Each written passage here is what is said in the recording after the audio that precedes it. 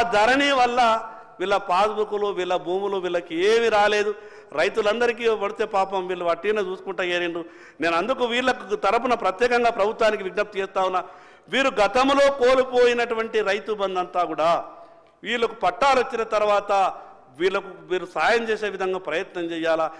ఏదైనా సమస్య వచ్చినప్పుడు టెక్నికల్గా ఒక ఇన్స్టాల్మెంటు రైతు ఖాతాలో పడకపోతే తిరిగి ఆ టెక్నికల్ సమస్య పూర్తయిన తర్వాత అది 4 ఏళ్ల కింద ఇవ్వాల్సినటువంటి రైతు బంధు కావచ్చు, ఈరోజు ఇచ్చేటటువంటి రైతు భరోసా కావచ్చు, టెక్నికల్గా ఏదన్నా సమస్య ఉంటే తిరిగి రైతు ఖాతాలో వేసే విధంగా ఉత్తర్వులు ఇవ్వాలని మీ ద్వారా విజ్ఞప్తి చేస్తూ, అదేవిధంగా ఈ మాట్లాడే అవకాశం ఇచ్చినటువంటి మీకు ప్రత్యేకంగా ధన్యవాదాలు తెలియజేస్తూ సెలవు తీసుకుంటున్నా అధ్యక్ష. గౌరవ రాష్ట్ర ముఖ్యమంత్రి గారు సీతక్క గారు 2009 నుంచి 14 వరకు కాంగ్రెస్ ప్రభుత్వంలో పెద్ద ఎత్తున పంట పొలాలకు మెటల్ రోడ్లు ఇవ్వడం జరిగింది అధ్యక్ష.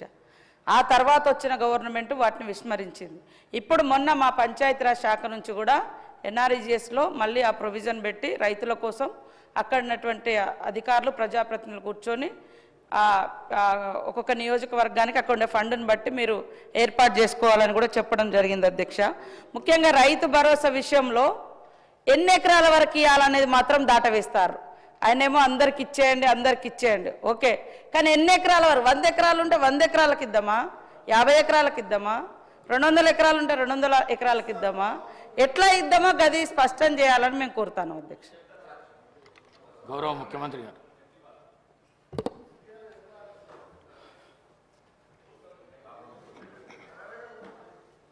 అధ్యక్ష,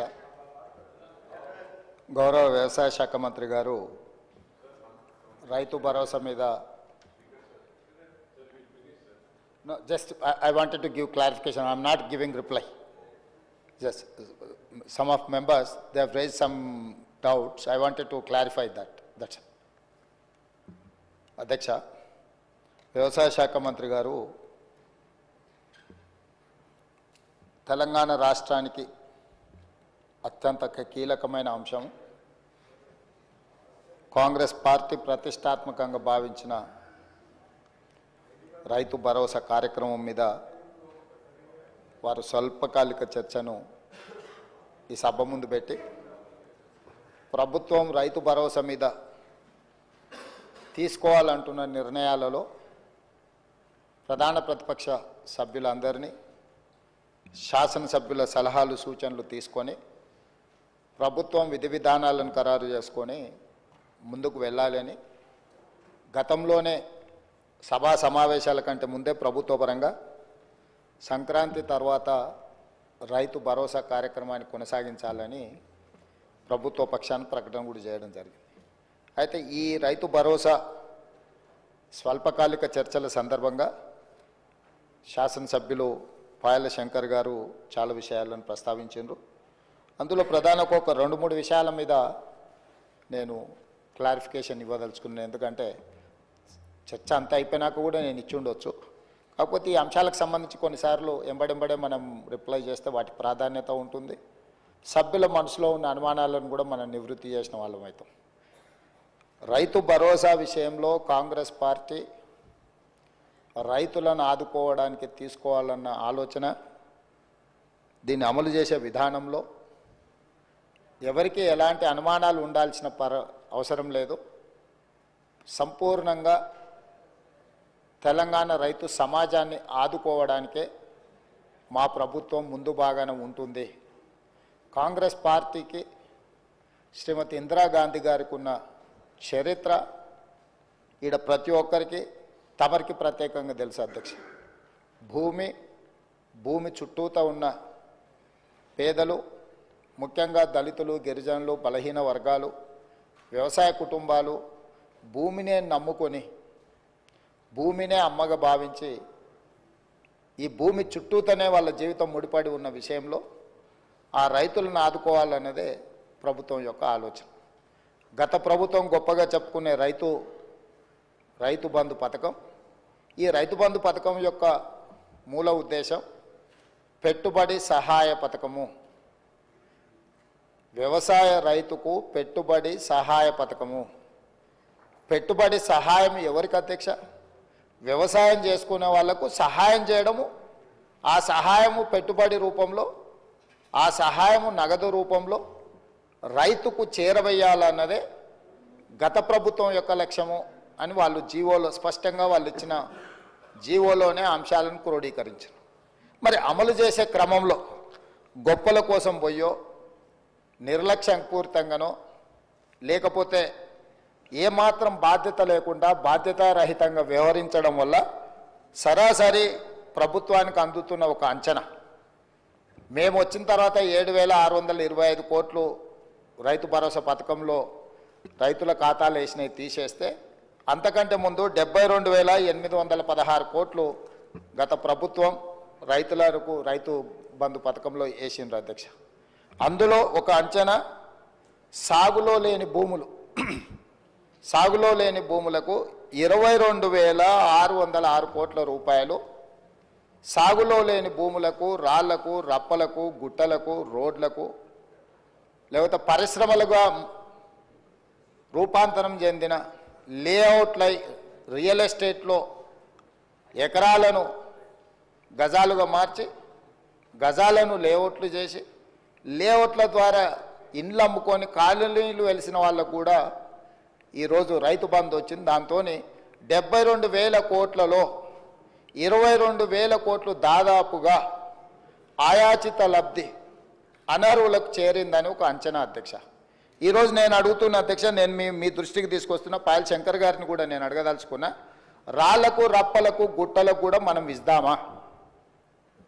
అదేవిధంగా రాజీవ్ రహదారిలో పోయిన పత్రికల్లో వచ్చిన వార్తలు అధ్యక్ష, నేనేం కొత్తగా చెప్పట్లేదు, గజ్వేల్ ప్రాంతంలో కల్వకుంట్ల చంద్రశేఖరరావు గారు ప్రతిపక్ష నాయకుడు ప్రాతినిధ్యం వహిస్తున్న గజ్వేల్ నియోజకవర్గ పరిధిలో రాజీవ్ రహదారిలో భూమి పోయి రాజీవ్ రహదారి వేసిన రోడ్డు కూడా రైతు బంధు పథకం ద్వారా నిధులు ఇచ్చిండ్రు అధ్యక్ష. అదేవిధంగా నా ప్రాంతానికి సంబంధించి శ్రీశైలం, మా సొంత ఊరికి వెళ్ళాలంటే ఈ దారిలోనే వెళ్ళాలి అధ్యక్ష.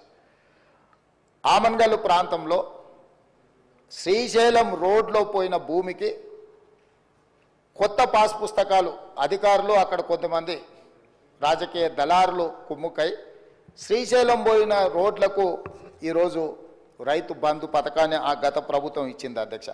ఇదే కాకుండా అధ్యక్ష క్రషర్లు నడుస్తున్నాయి అధ్యక్ష. ఆల్రెడీ క్రషర్లు నడిచే వాటికి ఈరోజు రైతు బంధు వాళ్ళు గతంలో ఇచ్చిండ్రు అధ్యక్ష. అదేవిధంగా మైనింగ్ భూములు అధ్యక్ష, మైనింగ్ లీజులు ఇచ్చి మైనింగులు జరుగుతున్న భూములకు ఈరోజు రైతు బంధు ఇచ్చింది అధ్యక్ష.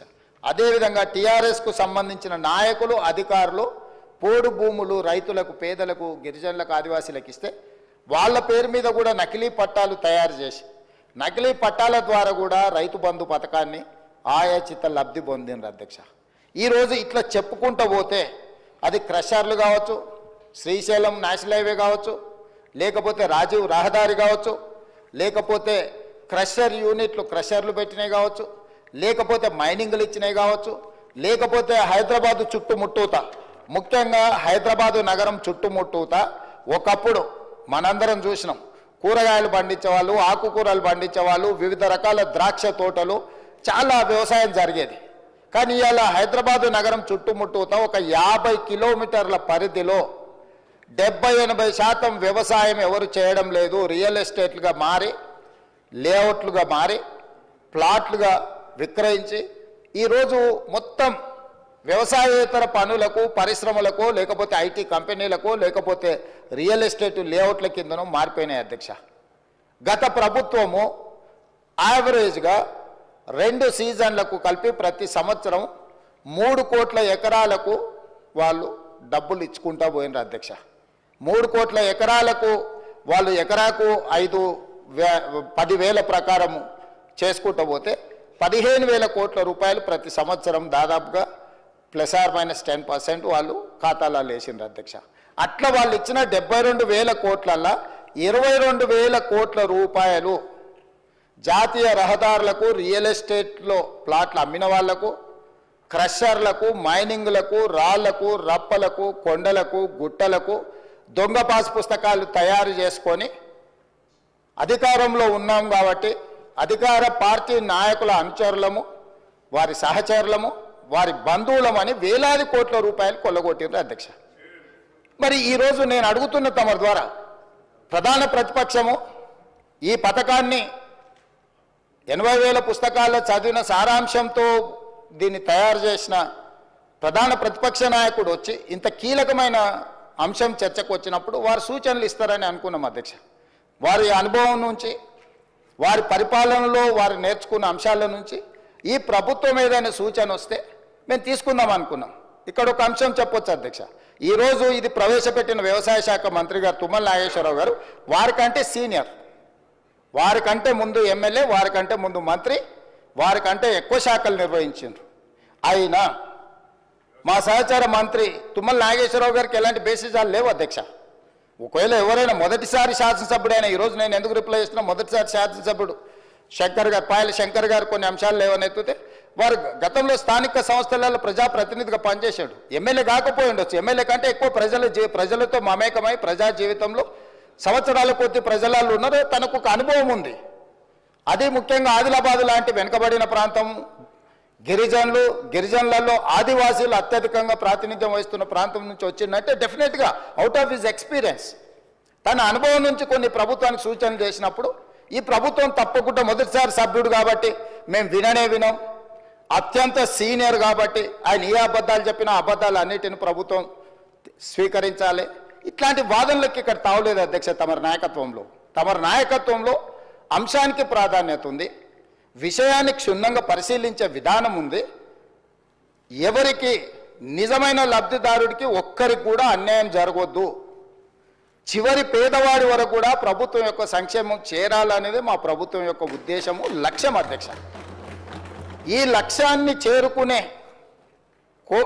సందర్భంలో ఆయాచితంగా వేలాది కోట్ల రూపాయలు గడీలలో ఉండే భూస్వాములు, జమీందారులు, జాగీర్దారులు వ్యవసాయం చేయకుండానే వాళ్ళ ఆధీనంలో ఉన్న రాళ్ళు రప్పల కొండలకు, వాళ్ళ ఆధీనంలో ఉండి సీలింగ్లో ప్రభుత్వానికి సరెండర్ చేసిన భూములకు, లేకపోతే రియల్ ఎస్టేట్లో లేఅవుట్లుగా మారిన భూములకు ఈరోజు ఇవ్వాలనా? ఈరోజు ఇంతకుముందు ఆ సభ్యుడు మాట్లాడుతున్నప్పుడు ఇట్లాంటి వాళ్ళందరికీ ఇవ్వాల్సింది మేము ఇచ్చినాం కాబట్టి మీరు ఇవ్వాల్సిందే, మీరు మమ్మల్ని ఆదర్శంగా తీసుకోండి అంటున్నారు అధ్యక్ష. మిమ్మల్ని ఆదర్శంగా తీసుకుంటే ఈడెందుకు కూర్చుంటాం అధ్యక్ష? ఆడ కూర్చుంటాం, ఆ తర్వాత బయటకు వెళ్ళిపోతాం. మిమ్మల్ని ఆదర్శంగా తీసుకుంటే 23లో అధికారం పోయింది, 24లో డిపాజిట్లు పోయినాయి, ఈసారి ఉన్నది కూడా ఊడ్చుకపోతుంది అధ్యక్ష. మీరు కాదు కదా ఆదర్శము, రైతు ఆదర్శం, వ్యవసాయం చేసేవాళ్ళు ఆదర్శం. అట్లా కాకుండా మేమేదో అద్భుతాలు చేసినాం, మీరు అద్భుతాలు చేసినాక అక్కడ ఉన్నారు, అద్భుతాలు చేసినాక ఆయన గారు ఇక్కడికి రాలేకపోతున్నాడు. ఎందుకు? ఒకవేళ ఇక్కడికి వస్తే 10 సంవత్సరాలలో వారు చేసిన అద్భుతాలను మా సభ్యులందరూ అడగడం మొదలు పెడితే సమాధానం చెప్పలేని పరిస్థితి వస్తుంది, తల దించుకోవాల్సి వస్తుంది అని వారు రావడం లేదు. అది వారి ఇష్టం, మేమేం ఒత్తిడి చేస్తలేం. సభలోకి సభ్యుడు రావడం రాకపోవడం అనేది సభ్యుడు ఇష్టం. ఒకవేళ తమరు అనుమతిస్తే వాళ్ళ మధ్యలో అర్థాంతరంగా వెళ్ళిపోవచ్చు, వాళ్ళకి కావాల్సినట్లు చేయొచ్చు, మీరు అనుమతిస్తే అధ్యక్ష. అయితే ఈరోజు నేను సూటిగా అడుగుతున్నా ప్రధాన ప్రతిపక్షాన్ని కూడా, రాళ్ళు రప్పలకు గుట్టలకు ఇద్దామా? రియల్ ఎస్టేట్లో లేఅవుట్లు చేసి అమ్ముకొని ప్లాట్లు చేసుకున్న వాళ్ళకు ఇద్దామా? హైవేల పేరు మీద, నేషనల్ హైవేల పేర్ల మీద ప్రభుత్వం సేకరణ చేసిన భూములకు కూడా దొంగ పాస్ పుస్తకాలు తయారు చేసుకుంటే ఇద్దామా? మీ అనుచరుల ముసుగులో నకిలీ పాస్ పుస్తకాలు తయారు చేసుకున్న వాళ్ళకు ఇద్దామా? ఈరోజు హైదరాబాదు చుట్టుముట్టూత వ్యవసాయ భూములు, వ్యవసాయేతర కన్వర్షన్స్ జరిగి, నాలా కన్వర్షన్ జరిగి ఈరోజు పరిశ్రమలు నెలకొల్పినారు. వీటన్నిటి కూడా మనము ఇద్దామా? వీటి విషయాలలో మీరు స్పష్టమైన సూచన చేయండి. మీ సూచనలన్నిటిని క్రోడీకరించి ఒక రిపోర్ట్ తయారు చేసి, ఎందుకంటే ఇప్పటికీ ఈ అంశాన్ని రైతు భరోసాను అమలు చేయడానికి మా మంత్రివర్గ ఉపసంఘాన్ని వేసింది. దానికి బాధ్యతగా ఉప ముఖ్యమంత్రి వర్యులు, ఆర్థిక మంత్రి వర్యులు, వారి నాయకత్వంలో వ్యవసాయ శాఖ మంత్రి, రెవెన్యూ శాఖ మంత్రి, అదేవిధంగా సివిల్ సప్లైస్ మినిస్టరు, అదేవిధంగా ఐటీ అండ్ ఇండస్ట్రీస్ మినిస్టర్ని వీళ్ళందరిని అందులో సభ్యులుగా పెట్టి అన్ని జిల్లాలు తిరిగిండ్రు అధ్యక్ష. వ్యవసాయ సహకార సంఘాలతో మాట్లాడిండ్రు, రైతు సంఘాలతో మాట్లాడినారు, రైతు కూలీ సంఘాలతో మాట్లాడినారు, రైతులతో మాట్లాడినారు, ప్రజాప్రతినిధులతో మాట్లాడారు, సభలో లేని రాజకీయ పార్టీలతో మాట్లాడి కొన్ని రాజకీయ పార్టీలు సభలోకి రాలేకపోయినాయి అధ్యక్ష కొన్ని కారణాల చేత. అంత మాత్రాన సమస్య పట్ల వాళ్ళకి అవగాహన లేదని మనం అనుకోనికే లేదు కదా అధ్యక్ష. వాళ్ళతో పాటు చట్టసభలో కూడా చర్చించి మీరు మీ అంతలో మీరే ఊహించుకొని, మీ అంతలో మీరే కాయించుకొని, మీ అంతలో మీరే దూషించి, మీ అంతలో మీరే బయటకు వెళ్ళిపోయి ఏంటి అధ్యక్ష ఇది? స్పష్టంగా ఈ ప్రభుత్వం వినడానికి సిద్ధంగా ఉంది. మీరు చేసే సూచనలలో ఏదైనా సహేతుకత కనిపించి నిజంగా తెలంగాణ రైతాంగానికి మేలు జరుగుతుందంటే ఈ ప్రభుత్వానికి భేషజాలు లేవు. అందుకే ఈ సభలో మీరెంత అల్లరి చేసినా, మీరెంత చిల్లరగా వ్యవహరించినా మేము ఓపికతో ఒక్క మాట అనుకుంటే ఇక్కడ కూర్చొని మేము వింటా ఉన్నాం. మీరు రెచ్చగొట్టాలనే ప్రయత్నం చేస్తున్న మీ అసహనము, అధికారం కోల్పోయిన మీ వ్యవహారము సమాజం అంతా గమనిస్తుందని మేమేం అనలేదు అధ్యక్ష. సరే మీరు చేసే విచిత్రమైన వ్యవహారాలు వీటన్నిటిని కూడా ప్రజలు నిశ్చితంగా గమనిస్తున్నారు. ప్రజలు ఏ తీర్పు ఇవ్వాలనో ఇచ్చినప్పుడు ఇచ్చిండ్రు, మళ్ళోసారి కూడా ఇస్తారు. అందుకోసం మేమేమనలే. ఇప్పటికైనా పాయల శంకర్ గారు కొన్ని సూచనలు చేశారు. డెఫినెట్గా లిమిట్ పెట్టకండి, మీరు సీలింగ్ పెట్టకండి, ఆ కొద్ది మందిని కూడా ఎందుకు మీరు బాధ పెడతారని కొన్ని సూచనలు చేసిండు. అదేవిధంగా మీరు మంచిగా వాళ్ళకు అన్ని రకాలుగా వాళ్ళకు నమ్మకం కలిగించేటట్టు కొన్ని నిర్ణయాలు తీసుకోమన్నారు. తప్పకుండా వాటిని కూడా తీసుకుంటాం. ఒకవేళ ఇక్కడ మమ్మల్ని తిట్టడానికి ఒకవేళ సమయాన్ని కేటాయించుకుంటే రాతపూర్వకంగా అయినా తమరు తెప్పించుకోండి అధ్యక్ష. ప్రధాన ప్రతిపక్షం నుంచి మాకేం అభ్యంతరం లేదు. వాళ్ళను ఈ విషయాలలో ఈ రాళ్ళు రప్పలకు, గుట్టలకు, దొంగ పాస్ పుస్తకాలకు, లేఅవుట్లకు, రియల్ ఎస్టేట్ వాళ్ళకి ఇవ్వాలన్నా వద్దా? మీరు ఇచ్చిన జీవో స్ఫూర్తి పంట పెట్టుబడి సహాయము అంటే పంట వేసుకున్న వాళ్ళకే పెట్టుబడి సహాయం చేయాలనేది ఆ జీవో యొక్క స్పిరిట్. ఆ రకంగా పోదామా, ఇంకే రకంగా పోదాము, ఎట్లా పోదాము ఏందనేది మీరు చెప్పండి అధ్యక్ష. అదేవిధంగా చర్చలో లేకపోయినా వారు చాలా విషయాలు కొన్ని ప్రస్తావించండి అధ్యక్ష. రుణమాఫీకి సంబంధించి లేకపోతే అప్పులకు సంబంధించి కూడా ఒకటి రైతు భరోసా మీద విధి విధానాలు అధ్యక్ష. విధి విధానాల 1, 2, 3, 4, 5 what ever it is me suggestions ఏంటో కాటగారికల్గా చెప్పండి. ప్రభుత్వం వింటుంది, ప్రజలకు ప్రయోజనం చేకూరితే అమలు చేస్తుంది. పాయింట్ నెంబర్ 2, మీరు రైతు ఆత్మహత్యల మీద ఇతర అంశాల మీద దీంట్లోనే మిక్స్ చేసి మీరు కొంత చెప్పే ప్రయత్నం చేసి నాకేం అభ్యంతరం లేదు. నేను పార్లమెంట్లో మొదటిసారి నేను ఎంపీ అయిపోయిన ఎంబడే అడిగిన ప్రశ్న రిలేటెడ్నే కోట్ చేసినట్టుంది అధ్యక్ష. సేమ్ అదే దాంట్లోకి వెళ్ళి నేను చెప్పదలుచుకున్న అధ్యక్ష. 2019లో 3 డిసెంబర్ 2019 నేనే అడిగిన క్వశ్చన్కి కేంద్ర వ్యవసాయ శాఖ మంత్రి గారు ఇచ్చిన రిప్లైలో ఉన్న అంశం ఒక సభలో డాక్యుమెంట్ని ఇంకో సభలో కోట్ చేయడం నార్మలీ అలో చేయరు. తమరి ప్రత్యేక అనుమతి తీసుకొని ఈ డాక్యుమెంట్ నేను కోట్ చేయదలుచుకున్నా. మొత్తం రాష్ట్రాలతో పాటు యూనియన్ టెరిటరీస్ వీటన్నిటిని 36 ప్రాంతాలలో రైతులకు సంబంధించిన ఆత్మహత్యల మీద 2019లో నేను ప్రశ్న అడిగితే కేంద్ర ప్రభుత్వం ఇచ్చిన జవాబు 2014, 2015, 2016 ఈ 3 సంవత్సరాలే NRCB national crime record bureau NCRB నమోదు చేసిన లెక్కల్ని పార్లమెంట్లో సమాధానం ఇవ్వడం జరిగింది అధ్యక్ష. ఇందులో రైతుల ఆత్మహత్యలు తగ్గినాయనో మేమేదో అద్భుతాలు సృష్టించినామనో నోరు తెరిస్తే అబద్ధాలు చెప్పే అలవాటు ఉండి అబద్ధాల సంఘానికి అధ్యక్షులు రాలేదు, ఉపాధ్యక్షుడు వచ్చి వర్కింగ్ ప్రెసిడెంట్ వచ్చి మళ్ళీ అదే అబద్ధాలు చెప్తున్నాడు అధ్యక్ష. ఇందులో ఏముంది అధ్యక్ష? మొట్టమొదటి ఆంధ్రప్రదేశ్ 2014లో ఆంధ్రప్రదేశ్లో ఆత్మహత్యలు 160, 2015లో రైతుల ఆత్మహత్యలు 516, 2016లో రైతుల ఆత్మహత్యలు 239. మొత్తం కలిస్తే దాదాపుగా 1000 లోపల అధ్యక్ష 3 సంవత్సరాలు కలిపి ఆంధ్రప్రదేశ్లో. ఎందుకంటే మనతోని విడిపోయిన ఆంధ్రప్రదేశ్ ఎంబడే 3 సంవత్సరాలు ఆ రాష్ట్రంలో రైతుల ఆత్మహత్యలు 2014లో 160 మళ్ళీ చెప్తున్నా అధ్యక్ష, 2015లో 516, 2016లో 239. ఇది ఆంధ్రప్రదేశ్లో. అదేవిధంగా సీరియల్ నెంబర్ 15లో మహారాష్ట్ర ఉంది అధ్యక్ష. ఎందుకంటే ఈ దేశంలో అత్యధికంగా ప్రతి సంవత్సరం అత్యధికంగా రైతు ఆత్మహత్యలలో మొదటి స్థానాన నిలబడుతున్నది మహారాష్ట్ర. మహారాష్ట్రలో 2014లో 2568, 2015లో 3030, 2016లో 2550. దేశంలో ప్రథమ స్థానంలో మహారాష్ట్ర ఉంది అధ్యక్ష. ఇక ఘనత వహించిన 80,000 పుస్తకాలు చదివిన అపర మేధావి గారి నాయకత్వంలో తెలంగాణ రాష్ట్రం సాధించిన ఘనత ఎంత అంటే 2వ స్థానం అధ్యక్ష. జనాభాలో మనం ఎక్కడో ఉంటాం అధ్యక్ష. మనకంటే 5 అంతల జనాభా ఎక్కువ ఉన్న ఉత్తరప్రదేశ్ లాంటి వాటికంటే తెలంగాణ రాష్ట్రంలో 2014లో అధ్యక్ష 898 మంది రైతులు ఆత్మహత్య చేసుకున్నారు అధ్యక్ష. 2015కు వచ్చే వరకల్లా నెంబరు 1358కి పెరిగింది అధ్యక్ష. 2016లోకి వచ్చే వరకల్లా 632 మంది ఆత్మహత్యలు చేసుకున్నారు అధ్యక్ష. దాదాపుగా 3000 పైచీలకు ఆత్మహత్యలు చేసుకున్నారు అధ్యక్ష.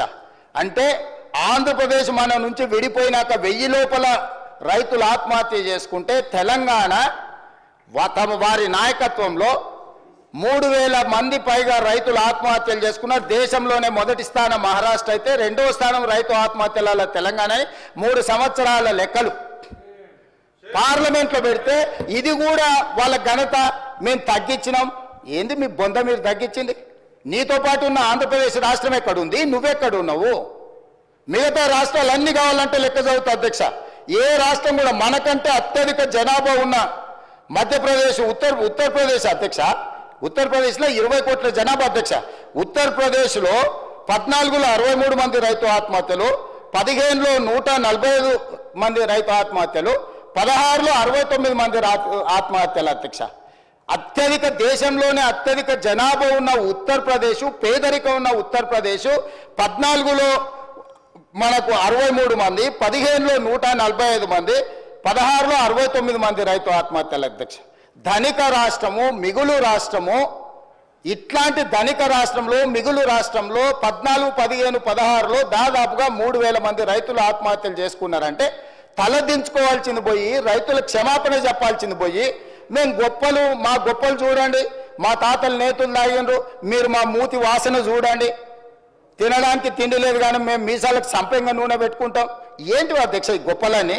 ఇది ఒక విషయం అధ్యక్ష. అదే విషయంగా రుణమాఫీకి సంబంధించింది అధ్యక్ష. మేము అద్భుతాలు చేసినాం, మీరు వచ్చి అన్యాయం చేసారు రైతులకు.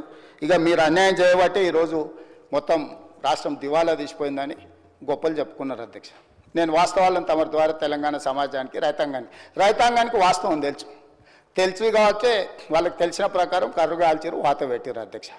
ఒకసారి అధికారం తీసారు, రెండోసారి డిపాజిట్లు కూడా తీసేసారు అధ్యక్ష. అయినా వాళ్ళు మారతలేరు, మాట కూడా మారతలేదు, మనుషులు మారలేదు, మాటలు కూడా మారలేదు. కానీ నేను వాస్తవాలను అయితే మరి చెప్పాలి కదా అధ్యక్ష. కాంగ్రెస్ పార్టీ ఏం చేసింది అంటారు. కాంగ్రెస్ పార్టీ ఏం చేసిందో కూడా చెప్పాలి కదా అధ్యక్ష. 12 నెలల 1 సంవత్సరంలో మేము ఏం చేసినామని ఇన్నిసార్లు అడుగుతున్నావే. 10 సంవత్సరాలు ఘనత వహించిన మీ ప్రభుత్వం ఏం చేసిందో కూడా ఒకసారి వెనక్కి తిరిగి చూసుకోవాలి కదా అధ్యక్ష. గురువింజ గురించి తెలుసు కదా అధ్యక్ష. గురువింద గింజ అంటారు కదా, కిందంతా నల్లగా ఉంటుంది, పైన ఎర్రగా ఉంటుంది. ఎర్రగా చూసుకొని ఏతులో పడుతుంటుందట, కింద చూసుకుంటే తెలుస్తుంది ఎంత కర్రగా ఉందో. ఇలా వాళ్ళ పాలనలో ఏం జరిగిందో వెనక తిరిగి చూసుకుంటే కదా అధ్యక్ష తెలిసేది. వాళ్ళ గురించే ఒక విషయం చెప్తా అధ్యక్ష. 2014లో అధికారంలోకి రాగానే ఎన్నికల మేనిఫెస్టో అప్పుడు ₹1,00,000 రుణమాఫీ చేస్తామన్నారు అధ్యక్ష. 4 విడతలలో చేస్తామని, 5 ఏళ్లలో చేస్తామని లేదు అధ్యక్ష. అధికారంలోకి వచ్చినప్పుడే రుణమాఫీ చేస్తామన్నారు ₹1,00,000. కావాలంటే వాళ్ళ మేనిఫెస్టో తీసుకొచ్చి మనం చర్చిద్దాం. కానీ 5 ఏళ్లకు దాన్ని స్ప్రెడ్ చేసి 5 ఏళ్లలో వాళ్ళు కట్టింది ఎంత అధ్యక్ష? 16,143 కోట్ల అధ్యక్ష. ధనిక రాష్ట్రంగా ఏర్పడ్డ తెలంగాణ రాష్ట్రం 72,000 కోట్ల రూపాయలు మాత్రమే అప్పు ఉన్న రాష్ట్రం. వాళ్ళకు అప్పచెప్తే ₹1,00,000 రుణమాఫీ చేయడానికి ఆపసోపాలు పడి ఆఖరి సంవత్సరం వరకు వాళ్ళు చేసిన రుణమాఫీ 16,143 కోట్ల అధ్యక్ష. 5 ఏళ్ళు అసలుకు మిత్తి కలిపితే అంతకంత అవుతుంది అధ్యక్ష. మీకు తెలియదు, బ్యాంకులలో మనం డిపాజిట్ చేస్తే కూడా 5 ఏళ్ళకి డబ్బులు ఇస్తారు. దాదాపుగా ₹1,00,000 ఉన్న వాళ్ళకు 80,000 దాకా అప్పు అయింది అధ్యక్ష. నువ్వు చేసిన రుణమాఫీ ఇంతకుముందు మా వాళ్ళు ఎవరో చెప్తా ఉంటే అది మిత్తికే సరిపోయిందని. మీరు ఇచ్చింది మిత్తికి సరిపోయింది, అసలు అట్లనే రైతు మీద ఉంది. మళ్ళీ 2018లో మీరు ఎన్నికలలో హామీ ఇచ్చిండ్రు అధ్యక్ష, మళ్ళీ ₹1,00,000 రుణమాఫీ చేస్తాను. పాపం రైతులు మంచోళ్ళు, మా శంకర్ ఇంతకుముందే చెప్పిండు, రైతులు అమాయకులు మంచోళ్ళు, ఏం చెప్పినా నమ్ముతారు, నమ్మి మోసపోతూ ఉంటారండి. నిజమే, రెండోసారి అదే జరిగింది అధ్యక్ష. మొదటిసారి మోసం చేసిన పాపం మొదటిసారి ఏమైందో లే, మరి రెండోసారి అన్న మొదటిసారి దావతులలో సార్ మర్చిపోయినాం, రెండోసారి అన్న గుర్తుపెట్టుకొని చేస్తాడేమో అనుకొని రెండోసారి నమ్మి మళ్ళీ అధికారం ఇచ్చింది అధ్యక్ష. రెండోసారి అధికారం ఇచ్చిన తర్వాత వీళ్ళు చేసిన రుణమాఫీ ఎగ్జాక్ట్గా 11,909 కోట్ల రూపాయలు అధ్యక్ష. 5 ఏళ్లలో కలిపి ఎంతమంది రైతులకు అధ్యక్ష? ఒక్క నిమిషం అక్క చెప్తాక, అది కూడా చెప్తాక. 21,35,557 మంది రైతులకు 11,909 కోట్ల 31 లక్ష రూపాయలు అధ్యక్ష వీళ్ళు చేసిన రుణమాఫీ 5 ఏళ్లలో కలిపి. ఇందులో 7,500 నిన్న మనం విచారణకు ఆదేశించిన ఔటర్ రింగ్ రోడ్ అమ్మి తెచ్చి దీంట్లో పోసిరు అధ్యక్ష. కాంగ్రెస్ పార్టీ కష్టపడి సంపాదించి లక్షల కోట్ల రూపాయల ఆస్తిని తయారు చేస్తే అర్ధరాత్రి పూట అప్పనంగా అమ్మేసి అవి తెచ్చి రైతుల ఖాతా ఆఖరి నిమిషంలో రైతుల ఖాతా వేసి వీళ్ళు చేసిందంతా 11,909 కోట్ల 31 లక్ష రూపాయలు అధ్యక్ష. ఇందులో మిత్తి ఎంత పోయిందో తెలుసా అధ్యక్ష? 8,515 కోట్ల రూపాయలు కేవలం మిత్తికి పోయింది అధ్యక్ష.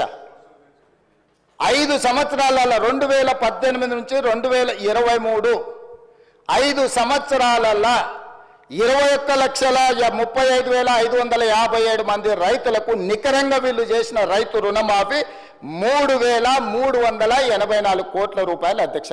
ఇది వాస్తవం, ఇవి నిక్కచ్చి లెక్కలు. నిజం చేదుగా ఉంటుంది. ఆ నిజాన్ని మింగడానికి వాళ్ళకు ఓపిక కావాలి, ధైర్యము కావాలా. మీరు చేసిన రెండవ విడత రుణమాఫీ 5 సంవత్సరాలలో 11,909 కోట్ల రూపాయలు అయితే ఇందులో మిత్తికి పోయింది 8,515 కోట్ల రూపాయలు. మీరు అస్సలు కట్టిందే లేదు, అసలు మాఫీ చేసిందే లేదు. మీ చరిత్ర ఇది. 2014 నుంచి 18 డిసెంబర్, 2018 డిసెంబర్ నుంచి 2019 డిసెంబర్ 7 తారీఖు వరకు, అంటే మా ప్రభుత్వం ఏర్పాటు చేసే వరకు మీరు చేసిన రుణమాఫీ ఇది. ఇక మా వరకు వస్తే అధ్యక్ష, ఎందుకంటే తెలంగాణ వచ్చినాక 3 విడతలుగా రుణమాఫీ జరిగింది అధ్యక్ష. 14 నుంచి 18, 18 నుంచి 23, 23 నుంచి 24, ఒక సంవత్సరంలో 10 ఏళ్లలో వాళ్ళు చేసిన రుణమాఫీ మిత్తిలు తీసేస్తే గుడిసున్న అవుతుంది అధ్యక్ష. మొదటిసారి 16,000, రెండవసారి 11,000, అంటే దాదాపుగా 10 ఏళ్లలో వాళ్ళు 27,000 కోట్ల రూపాయలు చేసిర్రు అధ్యక్ష. వాళ్ళు చేసిన ఒక 5-10 కోట్లు అక్కడ ఇక్కడ వేసుకుంటే 27,000 కోట్లు వాళ్ళు చేసిర్రు అధ్యక్ష. ఇక మా ప్రభుత్వం ఏం చేసింది, మన ప్రభుత్వం ఏం చేసింది అధ్యక్ష? ఈ లెక్క చెప్పాలి కదా. మరి ఇప్పుడు నేను ఈ లెక్క చెప్తేనే కదా వాళ్ళకు వాస్తవాలు వాళ్ళకు కానీ ప్రజలకు కానీ తెలిసేది.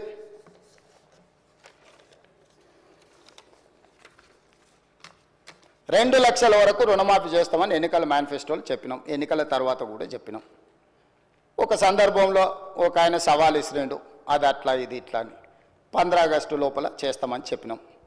ఇవాళ మొదటి ఫేజ్ 1 లక్ష రూపాయల వరకు ఉన్న వాళ్ళ అందరికీ 18/7/2024 జూలై 18, 2024 11,34,412 మంది రైతులకు 6,034 కోట్ల 96 లక్షలు అధ్యక్ష. మళ్ళీ చెప్తున్నా, జూలై 18, 2024 నాడు మొదటి విడత 11,34,412 మంది రైతులకు 6,034 కోట్ల 96 లక్షలు మొదటి విడత రుణమాఫీ చేసినాం. లక్ష రూపాయల వరకు ఉన్న వాళ్ళని అందరినీ సింగిల్ స్ట్రోక్లో కొట్టేసినాం అధ్యక్ష.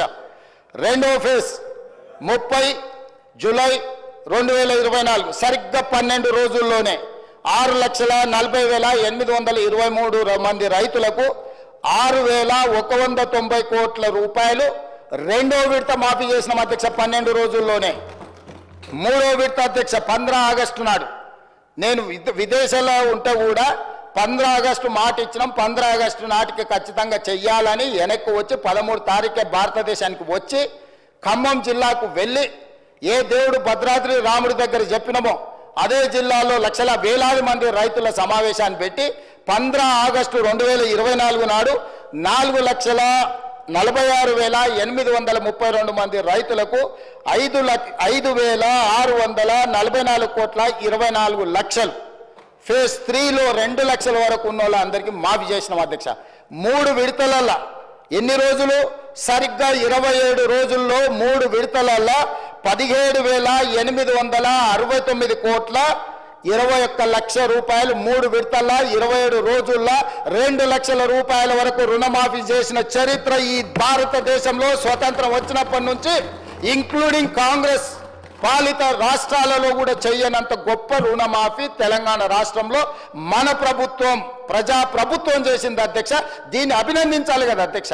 మేం చెయ్యలేకపోయినాము, మేము వైఫల్యం చెందినాము, మీరు ఒక మంచి పని చేసిండ్రు, ఈ మంచి పనిని రైతులకు మేలు జరిగిందని అభినందించి వాళ్ళు ఏదైనా సూచన చేసి ఉంటే తప్పకుండా ప్రతిపక్షంగా వాళ్ళకి గౌరవం దక్కేది అధ్యక్ష. ఇదే కాకుండా కొంతమందికి రాలేదు, కొంతమంది నష్టపోయారు, కొంతమంది అంటే సాంకేతికంగా నేను ఆ రోజు చెప్పిన సాంకేతికంగా ఏదైనా లోపాలు ఉన్నా బ్యాంకర్స్ మాకు సమాచారం అందించే దాంట్లో ఏదైనా వ్యత్యాసం ఉన్నా తప్పకుండా వాటిని కూడా మళ్ళీ సర్దిద్దుకుంటాం. మాకు ఎలాంటి భేషజాలు లేవు. ఈ రైతులను ఆదుకోవడమే మా లక్ష్యము. రైతులు అడగలేదు, మేం చేస్తామని చెప్పినాము. మేము బాధ్యతగా జిమ్మేదారిగా ఫీల్ అవుతున్నామని చెప్పి 30/11 నవంబర్ 30 తారీఖు 2024 నాడు మహబూబ్ నగర్ జిల్లాలో నా సొంత జిల్లాలో 3,13,896 మంది రైతులకు 2,747 కోట్ల 67 లక్షలు 30 నవంబర్ నాడు మళ్ళీ రుణమాఫీ చేసిన అధ్యక్ష. మొత్తంగా మొదటి సంవత్సరంలో 25,35,963 మంది రైతులకు 20,616 కోట్ల 89 లక్షలు నా ప్రభుత్వం, మా ప్రభుత్వం, ప్రజా ప్రభుత్వం రైతు రుణమాఫీ చేసి రైతుల రుణం తీర్చుకున్నాం అధ్యక్ష. ఇది మా పనితనం, ఇది మేము రైతుల పట్ల చూపించిన ప్రేమ, ఆప్యాయత. ఈ రైతు ఎవరు అధ్యక్ష? మా కుటుంబం, మా తండ్రులు, మా తాతలు, మా ముత్తాతలు వ్యవసాయం చేసి భూమిని నమ్ముకొని ఈ భూమిలోనే పుట్టి ఈ భూమిలోనే కలిసిన మా కుటుంబాల కోసం మేము చేసిన పని అధ్యక్ష. ఇది మేము గొప్పతనం అనుకుంటలేం, మా బాధ్యత అనుకుంటున్నాం. ఇది ఒక భావోద్వేగం అధ్యక్ష. ఇది ఉద్యోగం లాంటి పని కాదు. వాళ్ళకి ఎవ్రీథింగ్ ఈజ్ ట్రాన్సాక్షనల్. వాళ్ళకి ప్రతిదీ వ్యాపారం, లావాదేవీలు ఇచ్చిపుచ్చుకోవడమే, వచ్చిందంత పోయిందంత వాళ్ళ వ్యవహారం. మేము అట్లా కాదు అధ్యక్ష. రైతు అంటే మాకు ఒక అనుబంధం, ఒక బంధం, మా కుటుంబం, మాది భావోద్వేగం అధ్యక్ష ఈ రైతు రుణమాఫీ. అందుకే అన్ని ఆపి నిజంగానే ఇదే రుణమాఫీ నేను 5 ఏళ్ల తర్వాత చేస్తే ఈ 21,000 కోట్ల రూపాయలకు 50,000 కోట్లు అయితే అధ్యక్ష పెరిగి.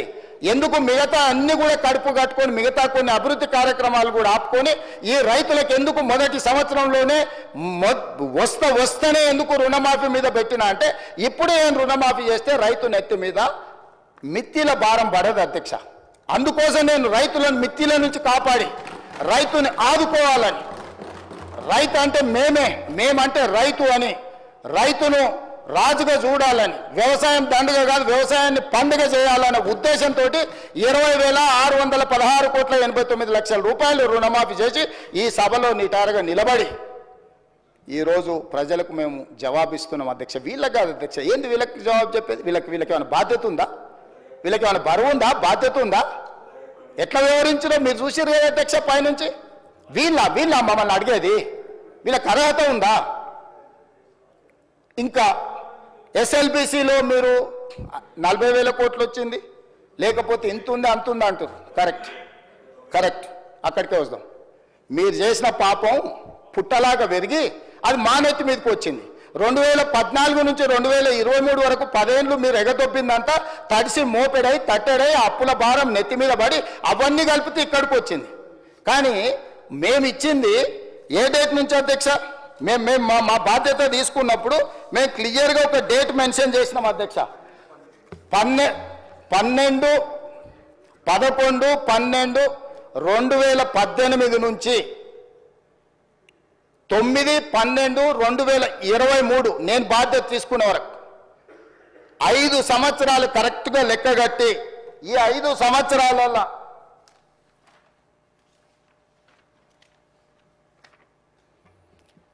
12th December 2018 to 9th December 2023 సరిగ్గా ఈ 5 సంవత్సరాల మధ్యలో రైతులు తీసుకున్న లోన్లను మాత్రమే పరిగణలోకి తీసుకున్నాం. జీవోలు అదే చెప్పినాం అధ్యక్ష.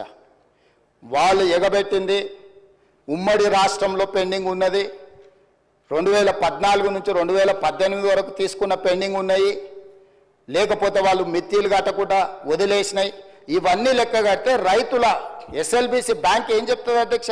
టోటల్గా రాష్ట్రంలో ఉన్న రైతుల కమతాలు, రైతుల యొక్క ఖాతాల నెంబర్ చెప్పి ఆ రైతుల నుంచి మాకు ఎంత బకాయిందో టోటల్గా చెప్పారు అధ్యక్ష. ఆ టోటల్ నుంచి 12 డిసెంబర్ 2018 నుంచి 9 డిసెంబర్ 2023 వరకు ఈ 5 సంవత్సరాలలో ఎంతమంది రైతులకు ఎంత బకాయి ఉందో ఆ వివరాలు ఇవ్వండి అని చెప్పి ఆ వివరాలు తీసుకొని మేము రుణమాఫీ చేసినాం అధ్యక్ష. ఇప్పుడుగా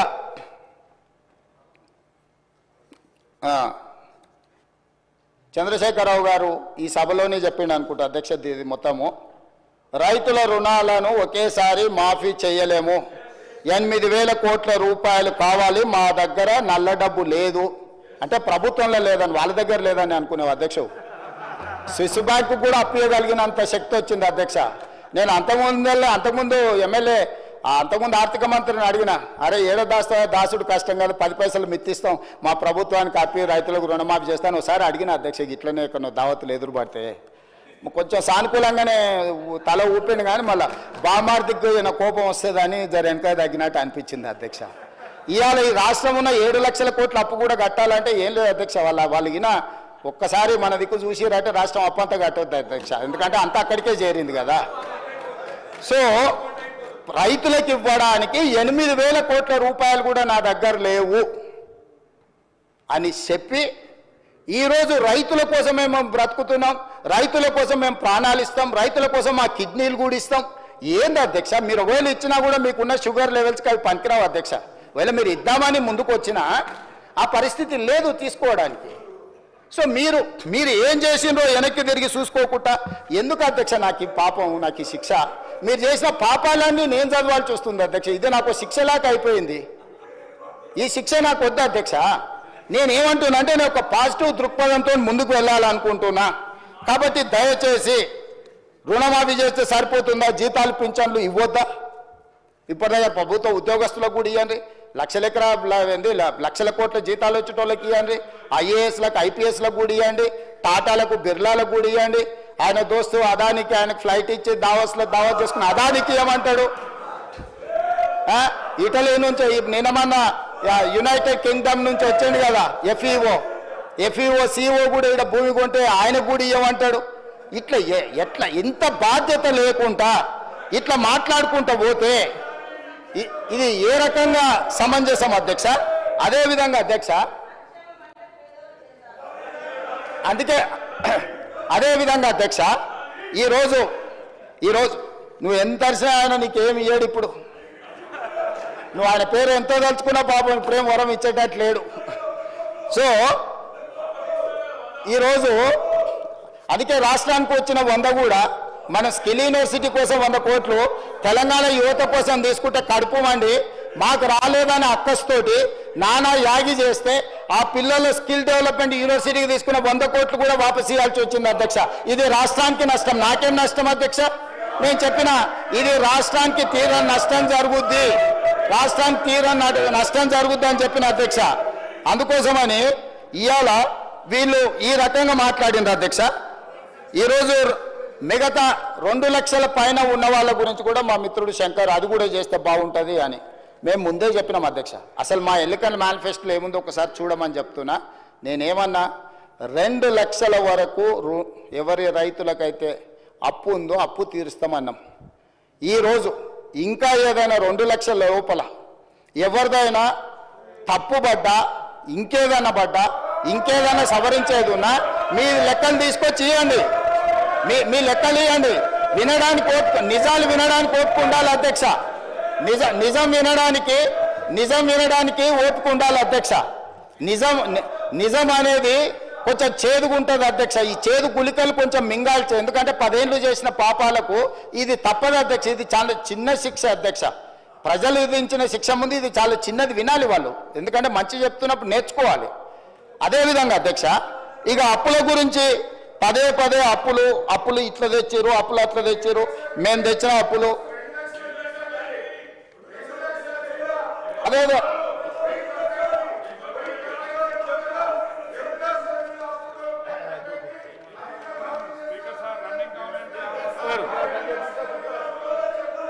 హరీష్ రావు గారు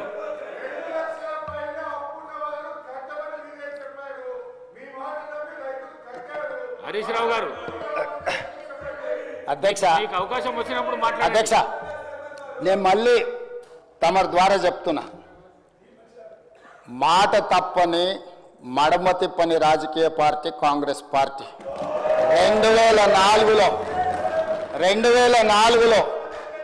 కరీంనగర్ గడ్డ మీద శ్రీమతి సోనియా గాంధీ గారు తెలంగాణ ప్రజల యొక్క ఆకాంక్ష నాకు తెలుసు, మీ ఆకాంక్ష నెరవేరుతుందని చెప్పి చంద్రశేఖరరావు గారు సభలో లేకపోయినా, అధ్యక్ష ఇది వినాలి, తెలంగాణ సమాజానికి తెలవాలి, హరీష్ రావు గారు తెలంగాణ బిల్లు సభలోకి వచ్చినప్పుడు చంద్రశేఖరరావు గారు సభలో లేకపోయినా సెంట్రల్ హాల్లో వారు గప్పాలు కొడుతున్నా లీడర్ ఆఫ్ ది హౌస్ మాట్లాడుతున్నాడు.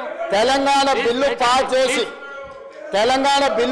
చేసి తెలంగాణ రాష్ట్రం ఇచ్చిన గొప్ప నాయకురాలు సోనియా గాంధీ గారు. ఇది నేను కాదు, ఇక్కడనే నిలబడి మాట్లాడింది చంద్రశేఖరరావు గారు. తెలంగాణ రాష్ట్రానికంటే ముందు వారి ఇంటికి వెళ్ళి ఆడ అరుస్తున్నాయన బోర్ల బొక్కలు వండుకొని సోనియా గాంధీ గారికి కాళ్ళు పట్టుకొని నమస్కారం పెట్టిన సంగతి అప్పుడే మర్చిపోయినారు. ఎందుకంటే కృతజ్ఞత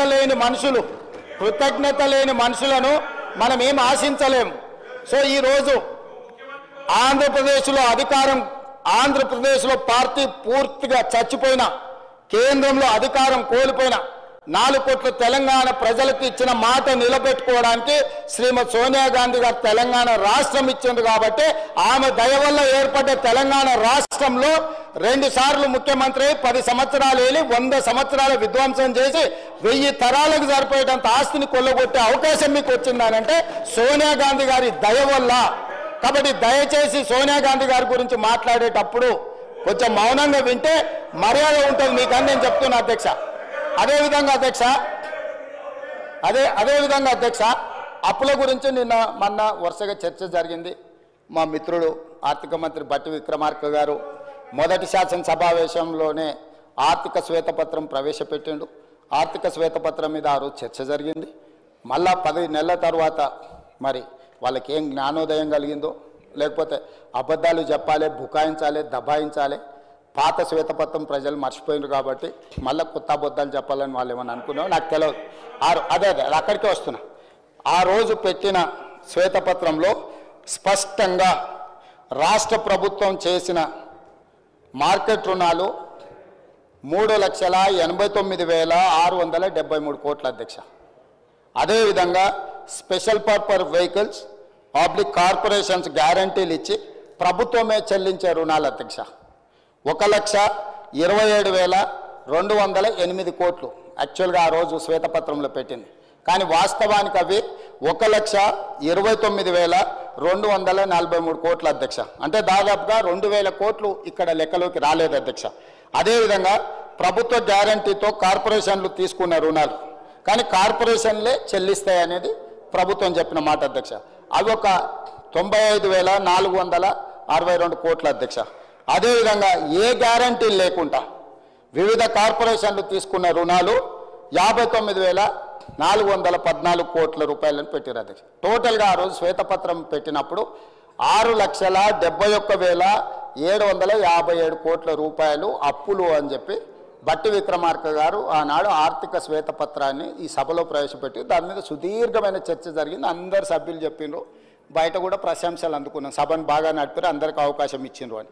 ఎందుకంటే నిజాలు వాస్తవాలు ప్రజలకు తెలవాలి కాబట్టి చర్చ చేసినాం. ఇవి కాకుండా ఆ రోజు ఈ లెక్కలో చెప్పని ఏంటి అధ్యక్ష అంటే వీళ్ళు పనులు చేయించుకొని బకాయిలు పెట్టి, అంటే ఇప్పుడు సర్పంచులు ధర్నాలు చేస్తారు, ఆ సర్పంచులకు ఎన్నికలలో వాళ్ళని ఉపయోగించుకుందామని వాళ్ళకి శాంక్షన్స్ ఇచ్చి వాళ్ళతో పనులు చేయించి వాళ్ళ బిల్లులు ఇవ్వకుండా పెండింగ్ పెట్టినాయి. హాస్టల్స్లలో SC ST BC minority welfare హాస్టల్స్లో పిల్లలకు బకాయిలు పెట్టినాయి. అదేవిధంగా ఫీజు రియంబర్స్మెంట్లు బకాయిలు పెట్టినాయి. అదేవిధంగా రాజీవ్ ఆరోగ్యశ్రీలో పేదల వైద్యానికి బకాయిలు పెట్టినాయి. ముఖ్యమంత్రి రిలీఫ్ ఫండ్ నుంచి రిలీజ్ చేయకుండా పెట్టిన బకాయిలు. ఇవే కాకుండా వాళ్ళు కమిషన్లు కొట్టేసి ఒప్పందాలు చేసి వదిలేసిపోయిన కాళేశ్వరం, పాలమూరు రకరకాల సాగునీటి ప్రాజెక్టులు, అదేవిధంగా టిమ్స్ నిమ్స్ హాస్పిటళ్ళు కట్టడానికి తీసుకొచ్చిన ఆ కాంట్రాక్టర్ల బకాయిలు, ఇవన్నీ లెక్క కలిపితే 40,154 కోట్ల రూపాయలు కాంట్రాక్టర్ల బకాయిలు కూడా మాకు ఇచ్చారు అధ్యక్ష. టోటల్ కలిపితే 7,11,911 కోట్ల రూపాయలు 7 డిసెంబరు 2023 నాడు మాకు ఇది ఇచ్చిపోయినారు అధ్యక్ష. మాజీ ఆర్థిక మంత్రి ఒక వాదన ఏంది, ఉమ్మడి రాష్ట్రంలో 72,000 కోట్ల రూపాయలు, అదేవిధంగా కార్పొరేషన్స్కి ఒక 11,000 కోట్ల రూపాయలు కౌంటర్ గ్యారెంటీలు ఉన్నాయి. ఈ 83,000 కోట్లు 84,000 కోట్లు మా ఖాతాలో రాయొద్దు అన్నాడు. అదే చెప్తా అది కూడా చెప్తా అధ్యక్ష. అట్లాంటి మాట్లాడతారనే వాటిని కూడా తీసుకొని వచ్చిన అధ్యక్ష. ఇంకా కూడా అబద్ధాలు చెప్పాలని ఎందుకు ప్రయత్నం చేస్తుండో నాకు అర్థమైతలేదు. సో అధ్యక్ష, మేమేమన్నాము, మేము అధికారంలోకి వచ్చే నాటికి ఉమ్మడి రాష్ట్రంలో దాదాపుగా 58 సంవత్సరాలు 15-16 మంది ముఖ్యమంత్రులు, ఇంతకుముందు మా జూపల్లి గారు చెప్పినట్టు వాళ్ళందరూ కలిసి 60 సంవత్సరాలు దాదాపుగా పరిపాలన చేసి 16 మంది ముఖ్యమంత్రులు కలిసి చేసిన అప్పు 72,000 కోట్లయితే ఒక వ్యక్తి, ఒక్క కుటుంబము, ఒక్క పార్టీ 9.5 సంవత్సరాలు పరిపాలించి 6 లక్షల అంటే ఆ 72,000 కోట్ల వేల ఈ 7,11,000 కోట్ల నుంచి ఆ 72,000 కోట్లు తీసేస్తే కూడా అధ్యక్ష 6,40,000 కోట్ల రూపాయలు వీళ్ళు అప్పులు తీసుకొచ్చారు అధ్యక్ష. ఇంకా సిగ్గు లేకుంటే మాట్లాడతారేంటి అధ్యక్ష? అంటే ఒక వ్యక్తి, ఒక్క కుటుంబము, ఒక్క పార్టీ 9.5 సంవత్సరాలు పరిపాలించడానికి అవకాశం ఇస్తే 6,30,000 కోట్ల రూపాయల అప్పు వాళ్ళు చేస్తే, కాంగ్రెస్ పార్టీ పరిపాలించిన 60 ఏళ్ళు తెలుగుదేశం కూడా మా ఖాతాలనే కలిపితే 16 మంది ముఖ్యమంత్రులు కలిసి చేసిన అప్పు ఎంత అధ్యక్ష? 72,000 కోట్లు. 72,000 కోట్ల అప్పుల్లో మేము నిర్మించిన నిర్మాణాలు ఏంటి అధ్యక్ష? నాగార్జున సాగరు, శ్రీశైలము, భీమా, నెట్టంపాడు, కోయిల్ సాగరు, కల్వకుర్తి, శ్రీరామ్ సాగరు, జూరాల, మన దేవాదుల ఎత్తిపోతల, అదేవిధంగా ఎల్లంపల్లి శ్రీపాద, ప్రాణహిత చేవెళ్లలో అప్పటికే 10-12 కోట్ల రూపాయలు ఖర్చు పెట్టి, ఇవే కాకుండా హైదరాబాద్కు గోదావరి కృష్ణానది జలాలు, ఔటర్ రింగ్ రోడ్డు, అంతర్జాతీయ ఎయిర్పోర్టు, మెట్రో రైలు, ఐటీ కంపెనీలు, ఇట్లా ప్రపంచానికే ఆదర్శంగా నిలబడే విధంగా విశ్వనగరంగా హైదరాబాదును మేము అభివృద్ధి చేసినాం అధ్యక్ష. ఆ అభివృద్ధితో ఈరోజు ధనిక రాష్ట్రంగా ఎట్లా మారింది అధ్యక్ష? ఆనాడు 16 మంది ముఖ్యమంత్రులు నిబద్ధతతో, చాలా బాధ్యతతో, చాలా జాగ్రత్తగా రోసయ్య గారు 15-16 సార్లు ఆర్థిక మంత్రిగా బడ్జెట్ ప్రవేశపెట్టి రూపాయి లెక్కగట్టి గల్లెపెట్టెను భద్రంగా దాచిండు. కాబట్టి మిగులు రాష్ట్రంగా మీకు అప్పచెప్తే మిగులు రాష్ట్రాన్ని దివాలా రాష్ట్రంగా దీపించింది మీరు.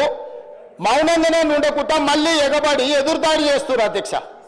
మీరే ఆలోచన చేయండి అధ్యక్ష. దాదాపుగా ఒక 56 నుంచి 2014 వరకు లెక్కేసుకుంటే ఒక 58 ఏళ్ళు అంతకంటే ముందు లెక్కేస్తే కూడా 60 సంవత్సరాల పైగా 16 మంది ముఖ్యమంత్రులు ఈ ఉమ్మడి రాష్ట్రము లేకపోతే హైదరాబాదు రాష్ట్రం కలిపితే మనకు వచ్చిన అప్పు 72,000 కోట్ల రూపాయలు. మనం కట్టిన కండ్ల ముందలు ఉన్నాయి కదా అధ్యక్ష, ఎస్ఎల్బిసి టన్నెలు 32 కిలోమీటర్లు ఆ రోజుకే తొవ్వీరు వెంకటరెడ్డి గారు తీసుకొచ్చిన ప్రాజెక్టులు. ఇట్లాంటి ప్రాజెక్టులు చాలా వరకు 50%, 60%, 70% దాదాపుగా తెలంగాణలో ఉండే 12-13 వేల గ్రామాలకు, వేలాది తండాలకు, గూడాలకు కరెంట్ ఇచ్చిండ్రు అధ్యక్ష, రోడ్లు వేసిండ్రు అధ్యక్ష, తాగునీళ్ళు ఇచ్చిండ్రు అధ్యక్ష, ప్రతి ఊర్లో బడి కట్టిండ్రు అధ్యక్ష, ప్రతి ఊర్లో గుడి కట్టిరు, ప్రతి ఊర్లో తలెత్తితే కనిపించే నీళ్ళ ట్యాంకు ఆనాడు మేము కట్టినాం అధ్యక్ష. ఏ గ్రామానికైనా రోడ్డైనా, గుడైనా, బడైనా, తాగడానికి నీళ్ళైనా, నీళ్ళ ట్యాంక్ అయినా, ఏ కరెంట్ అయినా, ఏదైనా ఆ 60 ఏళ్ళలో మేము ఇచ్చి మేము మీకు అప్పచెప్పిన రాష్ట్రము 72,000 కోట్ల రూపాయలు అప్పు అయితే ఏమీ ఇవ్వకుండా మీరు చేసింది ఏందో 10 ఏళ్ళ కూలేశ్వరం కట్టిరు. మేము 38,000తో మేము మొదలు పెడితే 1,50,000 కోట్లు చేసిరు. 1,50,000 కోట్లలో ఇప్పటికీ 1,02,000 కోట్లు కాంట్రాక్టర్లకు పేమెంట్ ఇచ్చారు. ఎన్ని ఎకరాలకు నీళ్ళు ఇచ్చిండ్రో తెలుసా అధ్యక్ష? కాళేశ్వరం శ్వేతపత్రం ప్రవేశపెట్టిన ఉత్తమ్ కుమార్ రెడ్డి గారు 50,000 ఎకరాలకు నీళ్లు ఇచ్చారు అధ్యక్ష. కాళేశ్వరం నుంచి 1,02,000 కోట్ల రూపాయలకు కాంట్రాక్టర్లకు బిల్లులు చెల్లించిన ఘనత వహించిన కూలేశ్వరం అందించిన నీళ్లు నికరంగా 50,000 ఎకరాలు. కరెంటు బిల్లు 11,000 కోట్లు, 10,000 కోట్లు అయింది. మరిగా విద్యుత్ శాఖ మంత్రి వచ్చినాక ఆ లెక్కలు తీస్తాడు. అంటే 50,000 ఎకరాల పండించిన పంట కరెంటు బిల్లు కూడా సరిపోదు అధ్యక్ష. రైతుకి ఇచ్చుడు ఇచ్చిపెట్టు, రైతుకు కనీస మద్దతు ధర కానీ రైతుకు బోనస్ ఇచ్చిపెట్టు. ఆ 50,000 ఎకరాలలో పండించిన పంట మొత్తం అమ్మి తీసుకొచ్చి కడితే కూడా వీళ్ళు లిఫ్టుల కోసం ఖర్చు పెట్టిన కరెంటు బిల్లుకు సరిపోదు అధ్యక్ష. ఇది వాళ్ళు సాధించిన ఘనత, గొప్పతనం. ఇంకా బుకాయించడము, దబాయించడము, ఎదురుదాడి చేయడము, స్పీకర్ స్థానం మీద దాడి చేయడము, ఏమి బెదిరింపు రాజకీయాలు ఎంతకాలం నడుస్తాయి అధ్యక్ష? ఇట్లనే బెదిరిస్తే నిజాం ఏమైంది అధ్యక్ష? కాసిం రిజ్వీ ఏమైంది అధ్యక్ష? గిట్లనే చేస్తే ఎక్కడికి పోయారు బ్రిటిషర్స్? ఎక్కడికి పోయారు అధ్యక్ష గిట్లనే చేస్తే? ఏంటి అధ్యక్ష ఇది? అధ్యక్ష, అందుకే నేనేమంటున్నా, మిత్రుడు ఇంకో మాట చెప్పిండు, మీరు వచ్చిన 11 నెలల్లో 1,27,000 కోట్ల రూపాయలు అప్పు చేసిండని చెప్పిండు మిత్రుడు. సంతోషం. లెక్కలు ఎక్కడి నుంచి అన్నది ఏని ఆయన సోర్స్, ఆయన ఇష్టం. ఆయన సోర్స్ ఏందని నేను అడుగుతలేను. నేను ఆయన సోర్స్ ఏందని అడుగుతలేను. నేను వారికి అప్పచెప్పినప్పుడు ఒక్క నిమిషం ఓపిక పట్టురు. నిన్న రోజుల కొద్ది మీరు మాట్లాడిన ఒక్క మాట కూడా నేను మాట్లాడలే. నేను ఇయ్యలే. నేనేమంటున్నా అంటే గుడ్ ఆయన ప్రవేశపెట్టిన మొత్తం కాగితాల యొక్క స్పిరిట్ అర్థం చేసుకుంటే మీరు ఇట్లా వితండవాదం చేయకపోయి ఉండేటోళ్ళు. 1,27,000 కోట్ల రూపాయలు అప్పు చేసినామని వారు చెప్పిండ్రు అధ్యక్ష. వారు చెప్పిందే మనం వాస్తవం కింద తీసుకుందాం. వారు చేసిన అప్పు, వారు ఇచ్చిపోయిన అప్పు 7,11,000 కోట్ల రూపాయలు వారు ఇచ్చింది. అదేవిధంగా మేము చేసిన అప్పు 1,27,000 కోట్ల రూపాయలు. రెండు కలిపితే రాష్ట్రం అప్పు ఎంత ఉండాలి అధ్యక్ష? రెండు కలిపితే రాష్ట్రం అప్పు 8,38,911 కోట్లు ఉండాలి అధ్యక్ష. డిసెంబర్ 7, 2023 నాడు ప్రభుత్వాన్ని మాకు వారు అప్పగించినప్పుడు ఉన్న అప్పు, కాంట్రాక్టర్ల బిల్లులు కావచ్చు, కార్పొరేషన్ల పేర్ల మీద తీసుకున్న లోన్లు కావచ్చు, ఎఫ్ఆర్బిఎం పరిధిలో తెచ్చిన అప్పు కావచ్చు, అన్ని లెక్క కడితే 7,11,911 కోట్ల అధ్యక్ష. అదేవిధంగా మేము చేసిన అప్పు, హరీష్ రావు గారు మేము చేసినామని చెప్తున్న అప్పు 1,27,000 కోట్ల రూపాయలు.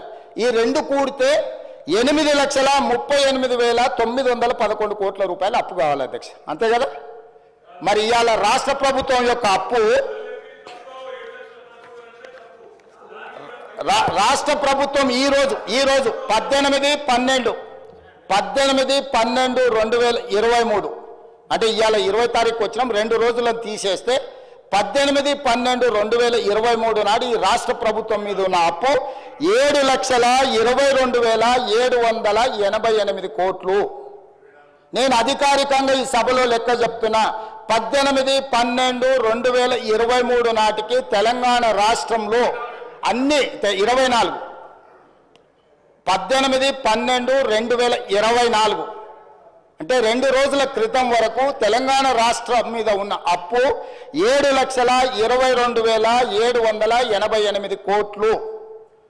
నేను ఇప్పుడు తమరి ద్వారా వారిని అడుగుతున్నా అధ్యక్ష, మేము 1,27,000 కోట్ల రూపాయలు అప్పు చేసి రాష్ట్ర ప్రజల నెత్తి మీద మేము మోపితే ఆ అప్పు 8,38,000 పైచిలుకు కోట్ల రూపాయలు ఉండాలి. 8,38,911 కోట్లు ఉండాలి.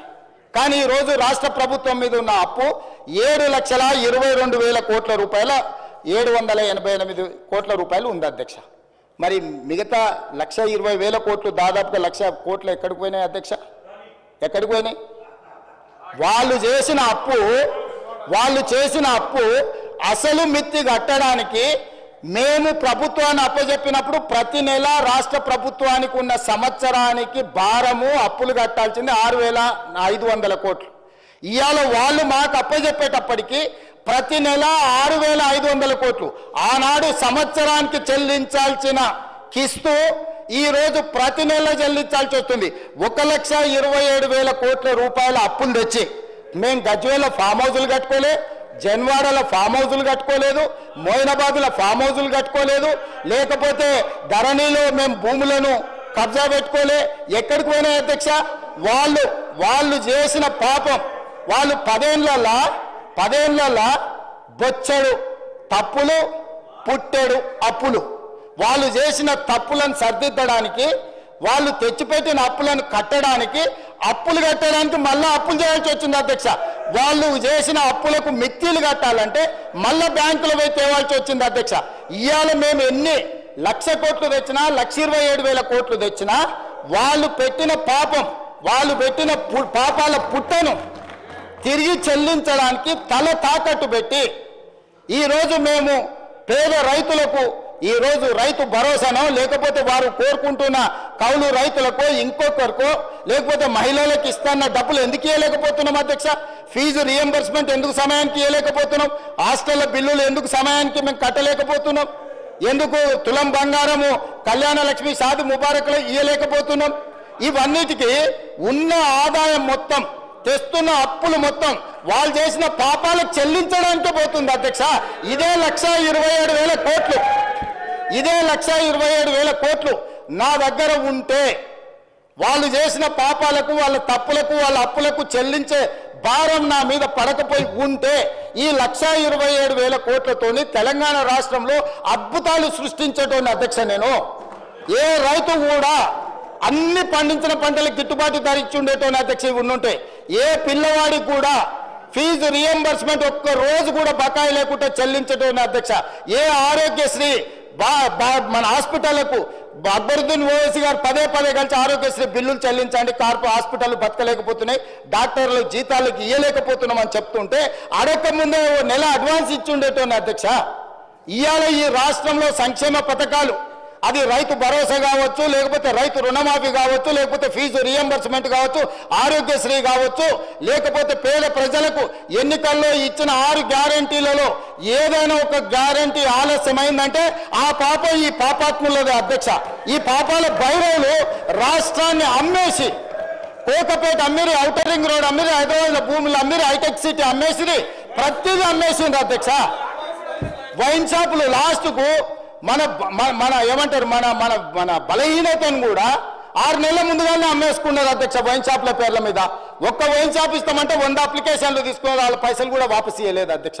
పాపం ఏదో వ్యాపారం అవుతుందని వాడు 50,000 కడితే 1,000 కోట్ల రూపాయలు అవి కూడా కొల్లగొట్టి, అంటే వ్యసనాలు ఉన్న వాళ్ళను కొల్లగొట్టారు, వ్యాపారాలు చేసిన వాళ్ళని కొల్లగొట్టారు, 60 ఏళ్ళు మనం సృష్టించిన సంపదను కొల్లగొట్టారు, కాంట్రాక్టర్ల పేరు మీద కొల్లగొట్టారు, బ్యాంకుల పేరు మీద. అధ్యక్ష, ఏనైనా అప్పు తెచ్చుకుంటే మిత్తి అనేది అడుక్కుంటాం మనం, అరే తక్కువ చేయబోయే మిత్తి ఎట్లా ఇట్లా అయితే అని.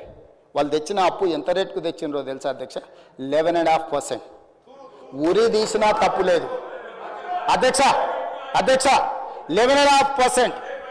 ఎక్కడైతే జైకా, వరల్డ్ బ్యాంక్, ప్రపంచంలో గొప్ప బ్యాంకులు కొన్ని ప్రాజెక్టులకు 2% నుంచి 4% మిత్తితో అప్పులు ఇచ్చేది ఉంటే 11.5%తో అప్పులు తేవడం వల్ల ఈరోజు వేలాది కోట్ల రూపాయలు మిత్తికే కట్టాల్సి వస్తుంది అధ్యక్ష. ఇంత ఆర్థిక నేరం ఇతర దేశాలలో పాల్పడి ఉంటే ఉరి తీసి ఉండేటోళ్ళు అధ్యక్ష. దుబాయ్ లాంటి దేశాలలో బజార్లో నించోబెట్టి రాళ్లతో కొట్టి చంపేటోళ్ళు అధ్యక్ష. ఇంత బాధ్యత లేకుండా 11.5%తో అప్పులు తెచ్చే వాళ్ళు ఈ దేశంలోనే ఎవరు లేరు అధ్యక్ష. నేను ఎందుకు ఢిల్లీకి పోయిన అధ్యక్ష 20 సార్లు 23 సార్లు 50 సార్లు ఆర్థిక శాఖలో ఉండే నిపుణులను కాళ్ళు పట్టుకోవాల్సిన పరిస్థితి వచ్చింది అధ్యక్ష.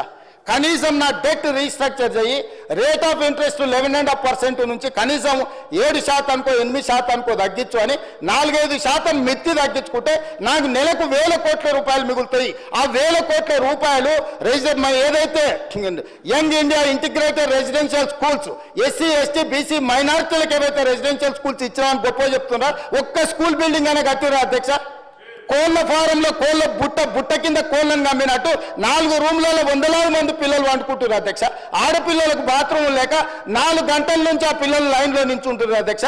ఆడపిల్లలకు బాత్రూమ్లకు సమస్య ఉందని మంచినీళ్ళు తాగుతలేరు అధ్యక్ష. ఆడపిల్లలు హృదయ విదారకంగా ఉన్నాయి అధ్యక్ష.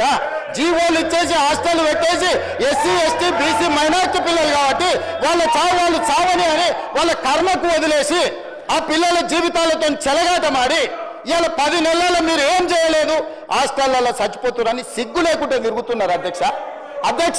ఇన్ని 100 హాస్టల్ ఇచ్చినాం రెసిడెన్షియల్స్ అంటారు కదా. 10 ఏళ్లలో మీరు ప్రగతి భవన్ కట్టుకున్నారు, మీరు సచివాలయం కట్టుకున్నారు, మీరు ఫామ్ హౌజులు కట్టుకున్నారు, 33 జిల్లాలలో పార్టీ ఆఫీసులు కట్టుకున్నారు, టీవీలు పెట్టుకున్నారు, పేపర్లు పెట్టుకున్నారు, వేల కోట్ల రూపాయల వ్యాపారాలు చేసుకున్నారు. కానీ ఆ పేదోళ్ళ పిల్లలు చదువుకొని హాస్టల్స్ కట్టిరా అధ్యక్ష, లక్షలాది పిల్లల అధ్యక్ష, మన పిల్లల అధ్యక్ష. ఎవరి పిల్లల అధ్యక్ష? వాళ్ళు మీకు అధికారం కట్టబెట్టిన వాళ్ళ తల్లిదండ్రులు కాదా? వాళ్ళు మన కుటుంబ సభ్యులు కదా? మీ మీద ఎంత నమ్మకంతో, ఎంత విశ్వాసంతో మీకు 2 సార్లు అధికారం అప్పచెప్తే మీ నిర్వాహకం, మీ విలాసవంతమైన జీవితం, మీ సెంటిమెంట్లు, మీకు కావాల్సిన గూడు పుటానీలు తప్ప ఆ పిల్లలకు ఒక గూడు కట్టినరు అధ్యక్ష. 10 ఏళ్ళలో ఎన్ని హాస్టల్స్ కట్టినరు?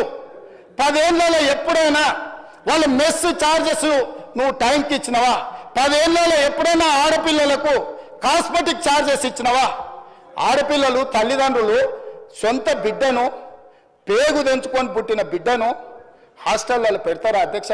ఎంత పేదరికం ఉంటే, ఎంత తప్పని పరిస్థితి ఉంటే ఒక తల్లి, వీళ్ళు శ్రీమంతులు, వాళ్ళ పిల్లల పట్ల వాళ్ళకి ప్రేమ ఉండొచ్చు, కానీ శ్రీమంతులకు వాళ్ళ పిల్లల మీద ఉన్న ప్రేమ పేదోళ్ళకు లేదా అధ్యక్ష?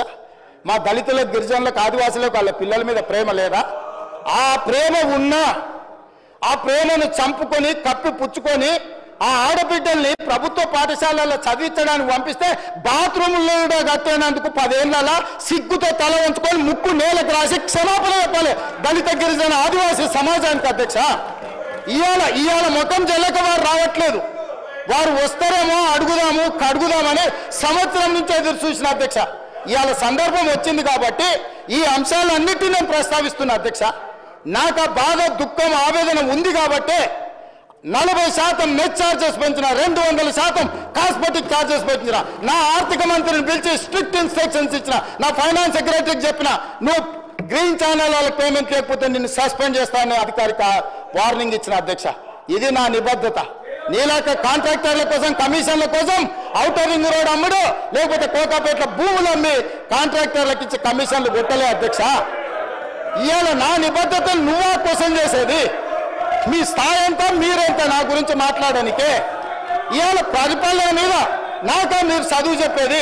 10 ఏళ్ళు సర్వనాశనం చేసి, రాష్ట్రాన్ని తాకట్టు పెట్టి, రాష్ట్రాన్ని బొందలగడ్డ వేసి, 56 లక్షల మంది స్టూడెంట్ జీవితాలతో చెలగాటమాడి, పోటీ పరీక్షలు పెట్టకుండా, బడులు జరపకుండా, 10వ తరగతి పరీక్షలు నిర్వహించలేని సన్నాసులు, 12వ తరగతి పరీక్షలు పేపర్లు దిద్దలేని సన్నాసులు, పబ్లిక్ సర్వీస్ కమిషన్ క్వశ్చన్ పేపర్ల లీకులు మీరా వచ్చి నాతో మాట్లాడేది అధ్యక్ష. అందుకే అధ్యక్ష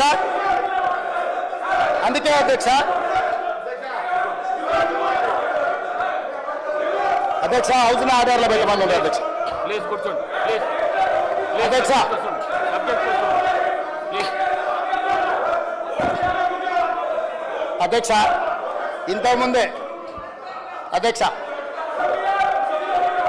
అధ్యక్ష అధ్యక్ష ఇంతకుముందే ఇంతకుముందు సభ్యులు తారక రామారావు గారు మాట్లాడుతూ కాళేశ్వరంలో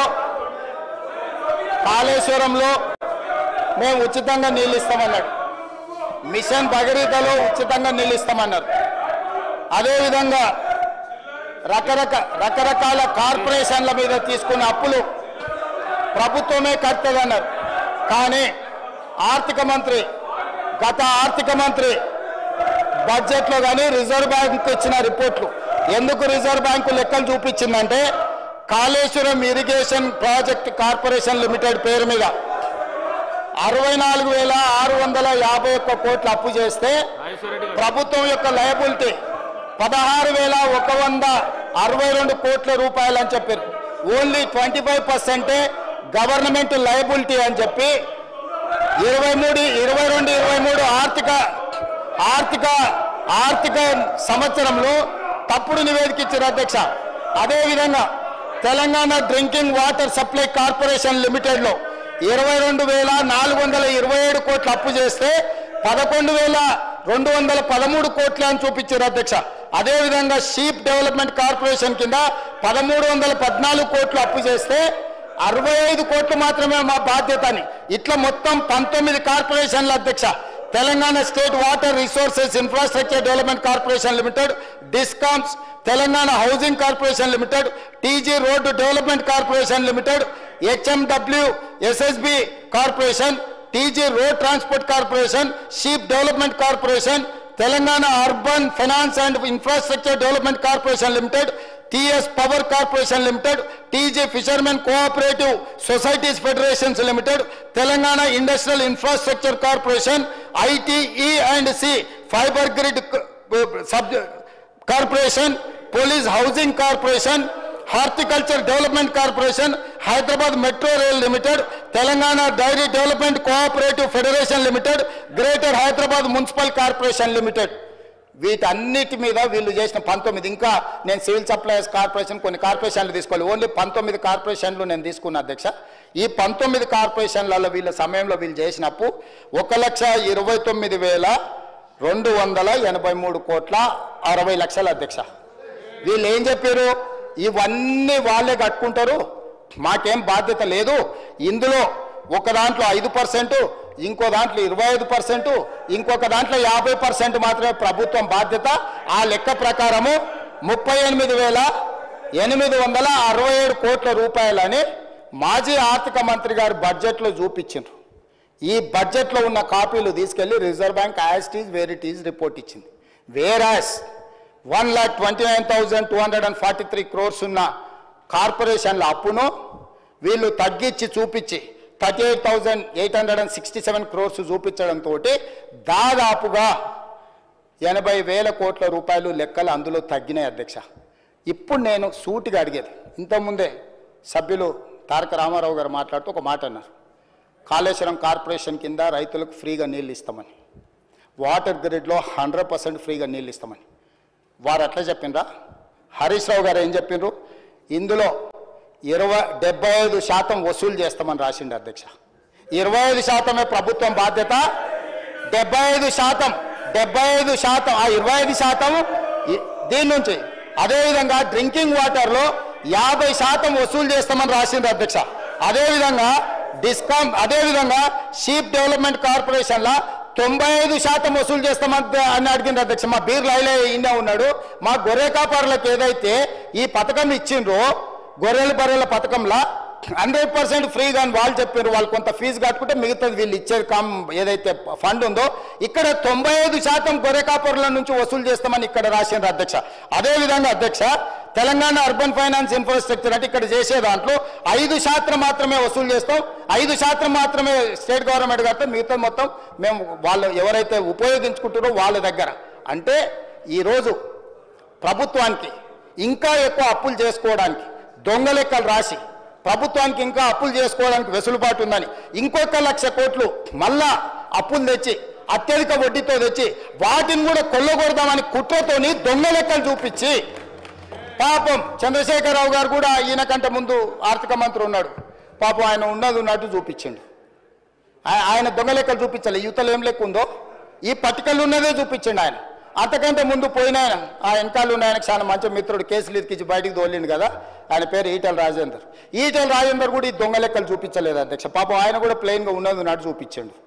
ఈటెల రాజేందర్ 5 ఏళ్ళు, చంద్రశేఖరరావు గారు 1 సంవత్సరం, 6 సంవత్సరాలు నేను చెప్పిన 1,29,000 కోట్ల ప్రకారం రాష్ట్ర ప్రభుత్వం అప్పులు తెచ్చిందని రిజర్వ్ బ్యాంకుకు బడ్జెట్లో పెడితే ఘనత వహించిన ఈ పెద్ద మనిషి వచ్చి దీన్ని తగ్గించి 38,000 కోట్లకు చూపించి ఈయన వ్యవహారం ఎట్లుందంటే క్వశ్చన్ పేపర్ ఈయనే తయారు చేసిండు, పరీక్షలు ఈయననే రాసిండు.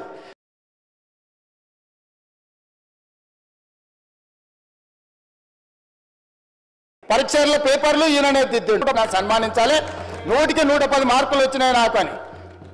అయ్యా నువ్వే రాస్తేవి, నువ్వే ఇస్తేవి, నువ్వే బడ్జెట్లో పెడితే గదే రిజర్వ్ బ్యాంకు తీసుకుని రిజర్వ్ బ్యాంకు గదే ప్రింట్ చేసి దాని కింద మళ్ళీ ఇట్లా వితండవాదం చేస్తారని సుక్క పెట్టి కింద పెట్టారు.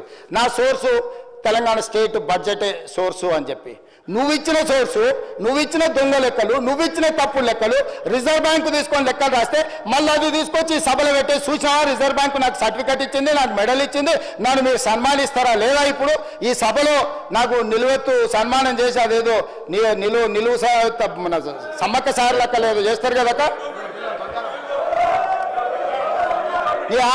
ఆయనకు నిలువెత్తు బంగారంతో సన్మానం చేయమని వచ్చి ఆడ నిలబడ్డాడు అధ్యక్ష. హైట్ కూడా తక్కువ లేడు, ఒకవేళ అట్లా చేద్దామన్నా. అంటే నేను అడిగేది ఏంటి అధ్యక్ష అంటే మీరు ఇచ్చిన తప్పు లెక్కలు మీరు ఎంతకాలము తప్పుదో పట్టిస్తారు, ఇంకెంతకాలం ప్రజల్ని మోసం చేస్తారు, అబద్ధాల లెక్కలతో ఎంతకాలం ఈ ప్రజల్ని మభ్య పెడతారు? నిజాలు ఇప్పటికైనా గ్రహించండి. నా రిక్వెస్ట్ ఒక్కటే, ఏం మించిపోలే. 10 ఏళ్ళు మీరు ప్రభుత్వాన్ని నడిపినారు, ప్రజలు మాకు అవకాశం ఇచ్చారు, మమ్మల్ని ఊపిరి తీసుకొని అప్పులేడునే తప్పులేడునే మమ్మల్ని చూడనియండి, సర్దుకొనియండి. మమ్మల్ని అసలు కూడా తీసుకోకముందే, చేతులు కాళ్ళు దగ్గరికి తీసుకోకముందే ఎట్లనే చేసి రెక్కలు ఇరిసేయాలి, వీళ్ళని ఎట్లనే చేసి వీళ్ళని బద్నాం చేయాలి, వీళ్ళని ఎట్లా చేసి పని చేయనియొద్దు. అధ్యక్ష, వాళ్ళు ప్రభుత్వాన్ని 10 ఏళ్ళు నడిపారు అధ్యక్ష. నేను సూటిగా అడగదలుచుకున్నా. నేను అంటే ఆవేదనతో అడుగుతున్నాను. నేను కోపంతో, వాళ్ళ మీద కోపం అనే పదానికి వాళ్ళకి అర్హత లేదు, నేను కోపపడేటంత. అధ్యక్ష, కొడంగల్ మీ అమ్మమ్మ గారు రావునా అధ్యక్ష? మీ మీ మీ మీ అమ్మమ్మ ఊరు కొడంగలే కదా? ఆ ప్రాంతం ఎంత వెనుకబడ్డది అధ్యక్ష మీకు తెలియదా? మీరు చూసింది కదా, కళ్ళతో చూసుకుంటూ పెరిగింది కదా. దేవుడు నాకు ఒక అవకాశం ఇచ్చి, నా ప్రాంతం కాకపోయినా, నేను పుట్టకపోయినా, నేను అక్కడ పెరగకపోయినా 2009లో 14 రోజుల్లో నన్ను ఆశీర్వదించి 7,000 ఓట్లతో నన్ను ఎమ్మెల్యే గెలిపించారు అధ్యక్ష. 5 సంవత్సరాల తర్వాత అదే ప్రజలు మళ్ళీ నన్ను 14,000 ఓట్లతో గెలిపించారు అధ్యక్ష. అక్కడి ప్రజలకు నా జీవితాంతం ఏమి చేసినా కూడా, నేను వాళ్ళకి ఎంత సేవ చేసినా కూడా తక్కువనే అవుతుంది.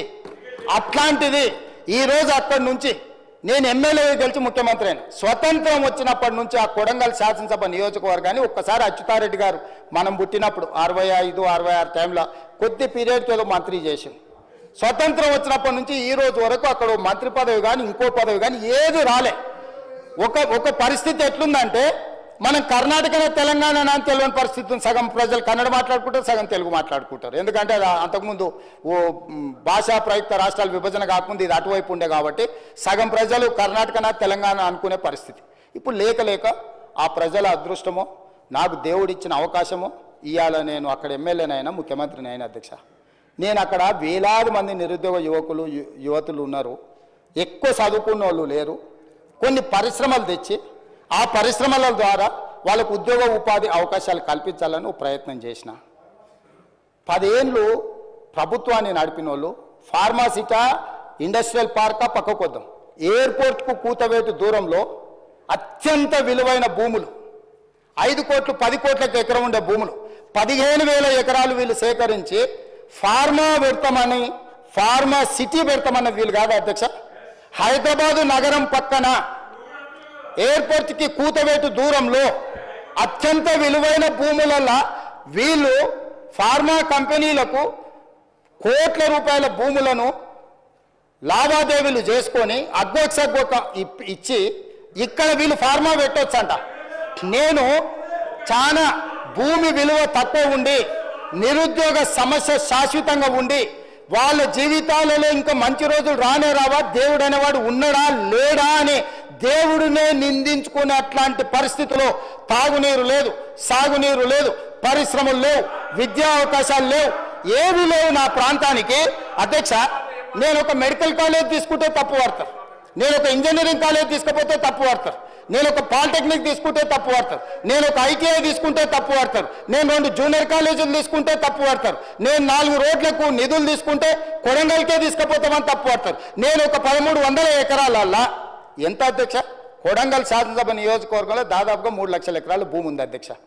3 లక్షల ఎకరాలల్లా 4 గ్రామాల పరిధిలో, ఒక్క గ్రామం కూడా కాదు, 4-5 గ్రామాల పరిధిలో ఒక 1300 ఎకరాలు తీసుకొని, ఎందుకంటే బోత్ సైడ్స్ నేషనల్ హైవేస్ ఉన్నాయి, స్ట్రాటజిక్ లొకేషన్, ఈ 1300 ఎకరాల పరిశ్రమలు పెడితే ఓ 25,000 మందికో 50,000 మందికో ఉద్యోగ ఉపాధి అవకాశాలు వస్తే, వాళ్ళ ఉద్యోగాలతో పాటు ఆ చుట్టుముట్టు కొంత అభివృద్ధి జరిగితే నా ప్రజలకు మేలు జరుగుతుంది.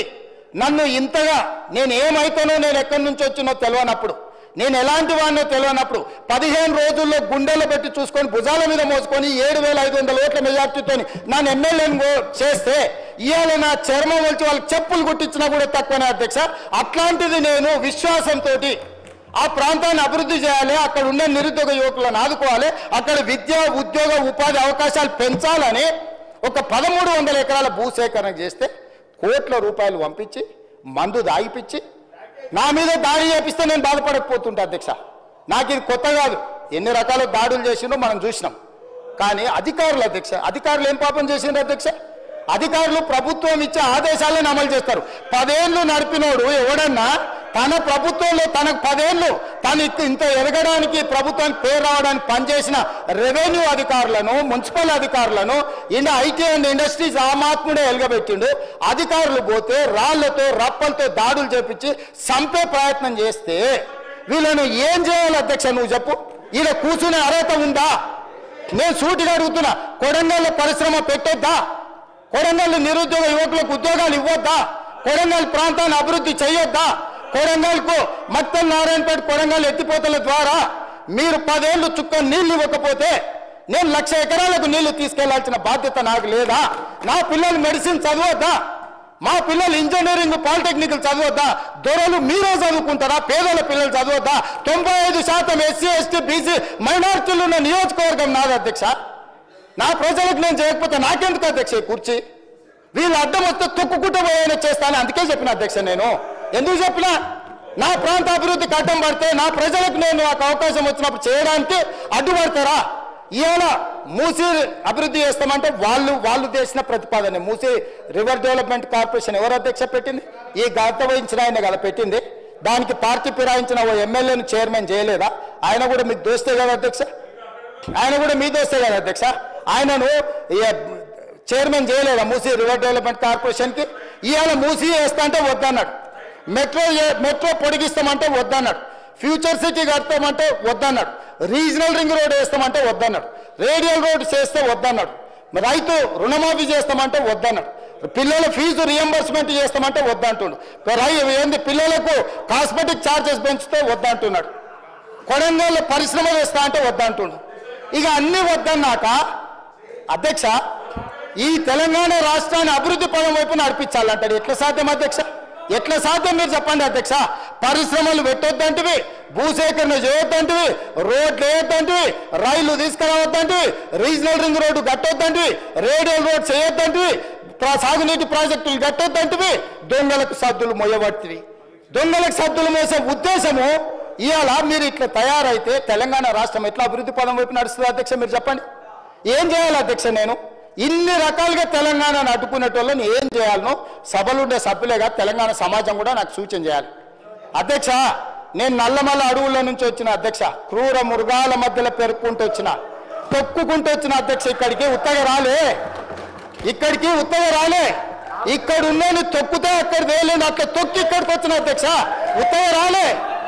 అయ్య పేరు మీదనో మామ పేరు మీదనో ఎవరి పేరు మీదనో చెప్పుకొని ఇక్కడికి రాలే అధ్యక్ష. స్వశక్తి మీద కష్టపడి వాళ్ళకు ఒకటే సభ చూసారు అధ్యక్ష. జిల్లా పరిషత్ చూసిన, శాసన మండలి చూసిన, శాసనసభ చూసిన, లోక్సభ చూసిన, ఇవాళ ముఖ్యమంత్రికి వచ్చిన అధ్యక్ష. వాళ్ళకంటే వాళ్ళు అమెరికాలో లేకపోతే ఆంధ్రాలో విజ్ఞానంలో గుంటూరులో చదువుకున్న సాగు తెలివితేటలు ఉండొచ్చు. నాకు సామాన్యుడు తెలివితేటలు అధ్యక్ష. రైతు బిడ్డలు అధ్యక్ష. నేను అడవుల్లో నుంచి వచ్చిన అధ్యక్ష. పులులు ఉంటాయి అధ్యక్ష నేను ఉన్న దగ్గర. పులుల నుంచి, సింహాల నుంచి, మృగాల నుంచి ఎట్లా బయటపడాలో నాకు తెలుసా అధ్యక్ష. అల్లా తప్పగా రాలే. ఆషామాషిగా మాట్లాడితే ఎందుకంటే ఈ హోదా, ఈ బాధ్యత ప్రజల కోసం ఇచ్చిందని, నా వ్యక్తిగతమైన కోప తాపాలతో ఈ బాధ్యత నెరవేర్చొద్దని చాలా ఓపికగా, చాలా మర్యాదగా, గౌరవంగా ఈరోజు ఉన్న అధ్యక్ష. నేను ఒక్కటే అడుగుతున్నా అధ్యక్ష ప్రతిపక్షాన్ని. రీజనల్ రింగ్ రోడ్ వేసుకుందామా వద్దా? రేడియల్ రోడ్స్ వేసుకుందామా వద్దా? మన ఫ్యూచర్ సిటీని కట్టుకుందామా వద్దా? మూసీని నిర్మించుకుందామా వద్దా? మెట్రో రైలును పొడిగించుకుందామా వద్దా? హైదరాబాద్లో ఫ్లైఓవర్లు కట్టుకుందామా వద్దా? హైదరాబాద్లో టన్నెల్స్ కట్టుకుందామా వద్దా? అక్బరుద్దీన్ ఓవైసీ గారిని నేను రిక్వెస్ట్ చేస్తే హైదరాబాద్ అభివృద్ధి కోసం is very much concern about Hyderabad development. ఈ not today. Yes, time and again he has demanded to Rajshekhar Reddy, to Chandrababu Naidu, Rosai, to Kiran Kumar Reddy, including Chandrasekhar Rao. But the then government, they never reacted on old city development. I have told clearly, this is not old city, this is original city. I have to develop original city. That is what my commitment, that is what I am doing. So, ఒక సభ్యులు వారితోని వారి యొక్క London నుండి యాదృచ్ఛికంగా నేను request చేసి తీసుకెళ్ళి మనం ప్రపంచ దేశంలో జరిగిన అభివృద్ధిని చూసి మన రాష్ట్రాన్ని, మన నగరాన్ని మనం ఎట్లా అభివృద్ధి చేసుకుందాం ప్రయత్నం చేస్తామని సహకారం అడిగిన అధ్యక్ష. మన టీంను పంపించిన సౌత్ కొరియాకు చూసి రాపోండి అని. వాళ్ళ ఎమ్మెల్యేలను ఆబ్సెంట్ చేయించిండు ఒత్తిడి చేసి. నేను ఆల్ పార్టీ కమిటీ పంపించిన అధ్యక్ష. నేను నా ఎమ్మెల్యేలను పంపించాలి, అధికారులను పంపించిన. ఎందుకంటే ఇతర దేశాలలో జరిగిన అభివృద్ధిని చూడడం ద్వారా దుబారా తగ్గించడం ఎట్లా, ప్రపంచంతో పోటీ పడడం ఎట్లా అనే దాంతో నేను కొన్ని దేశాలు తిరిగి వచ్చిన. తమరు చూసి వచ్చారు, south Korea council chairperson Sukhender Reddy గారు చూసి వచ్చిండ్రు, ఎమ్మెల్యేలు పోయి వచ్చిండ్రు.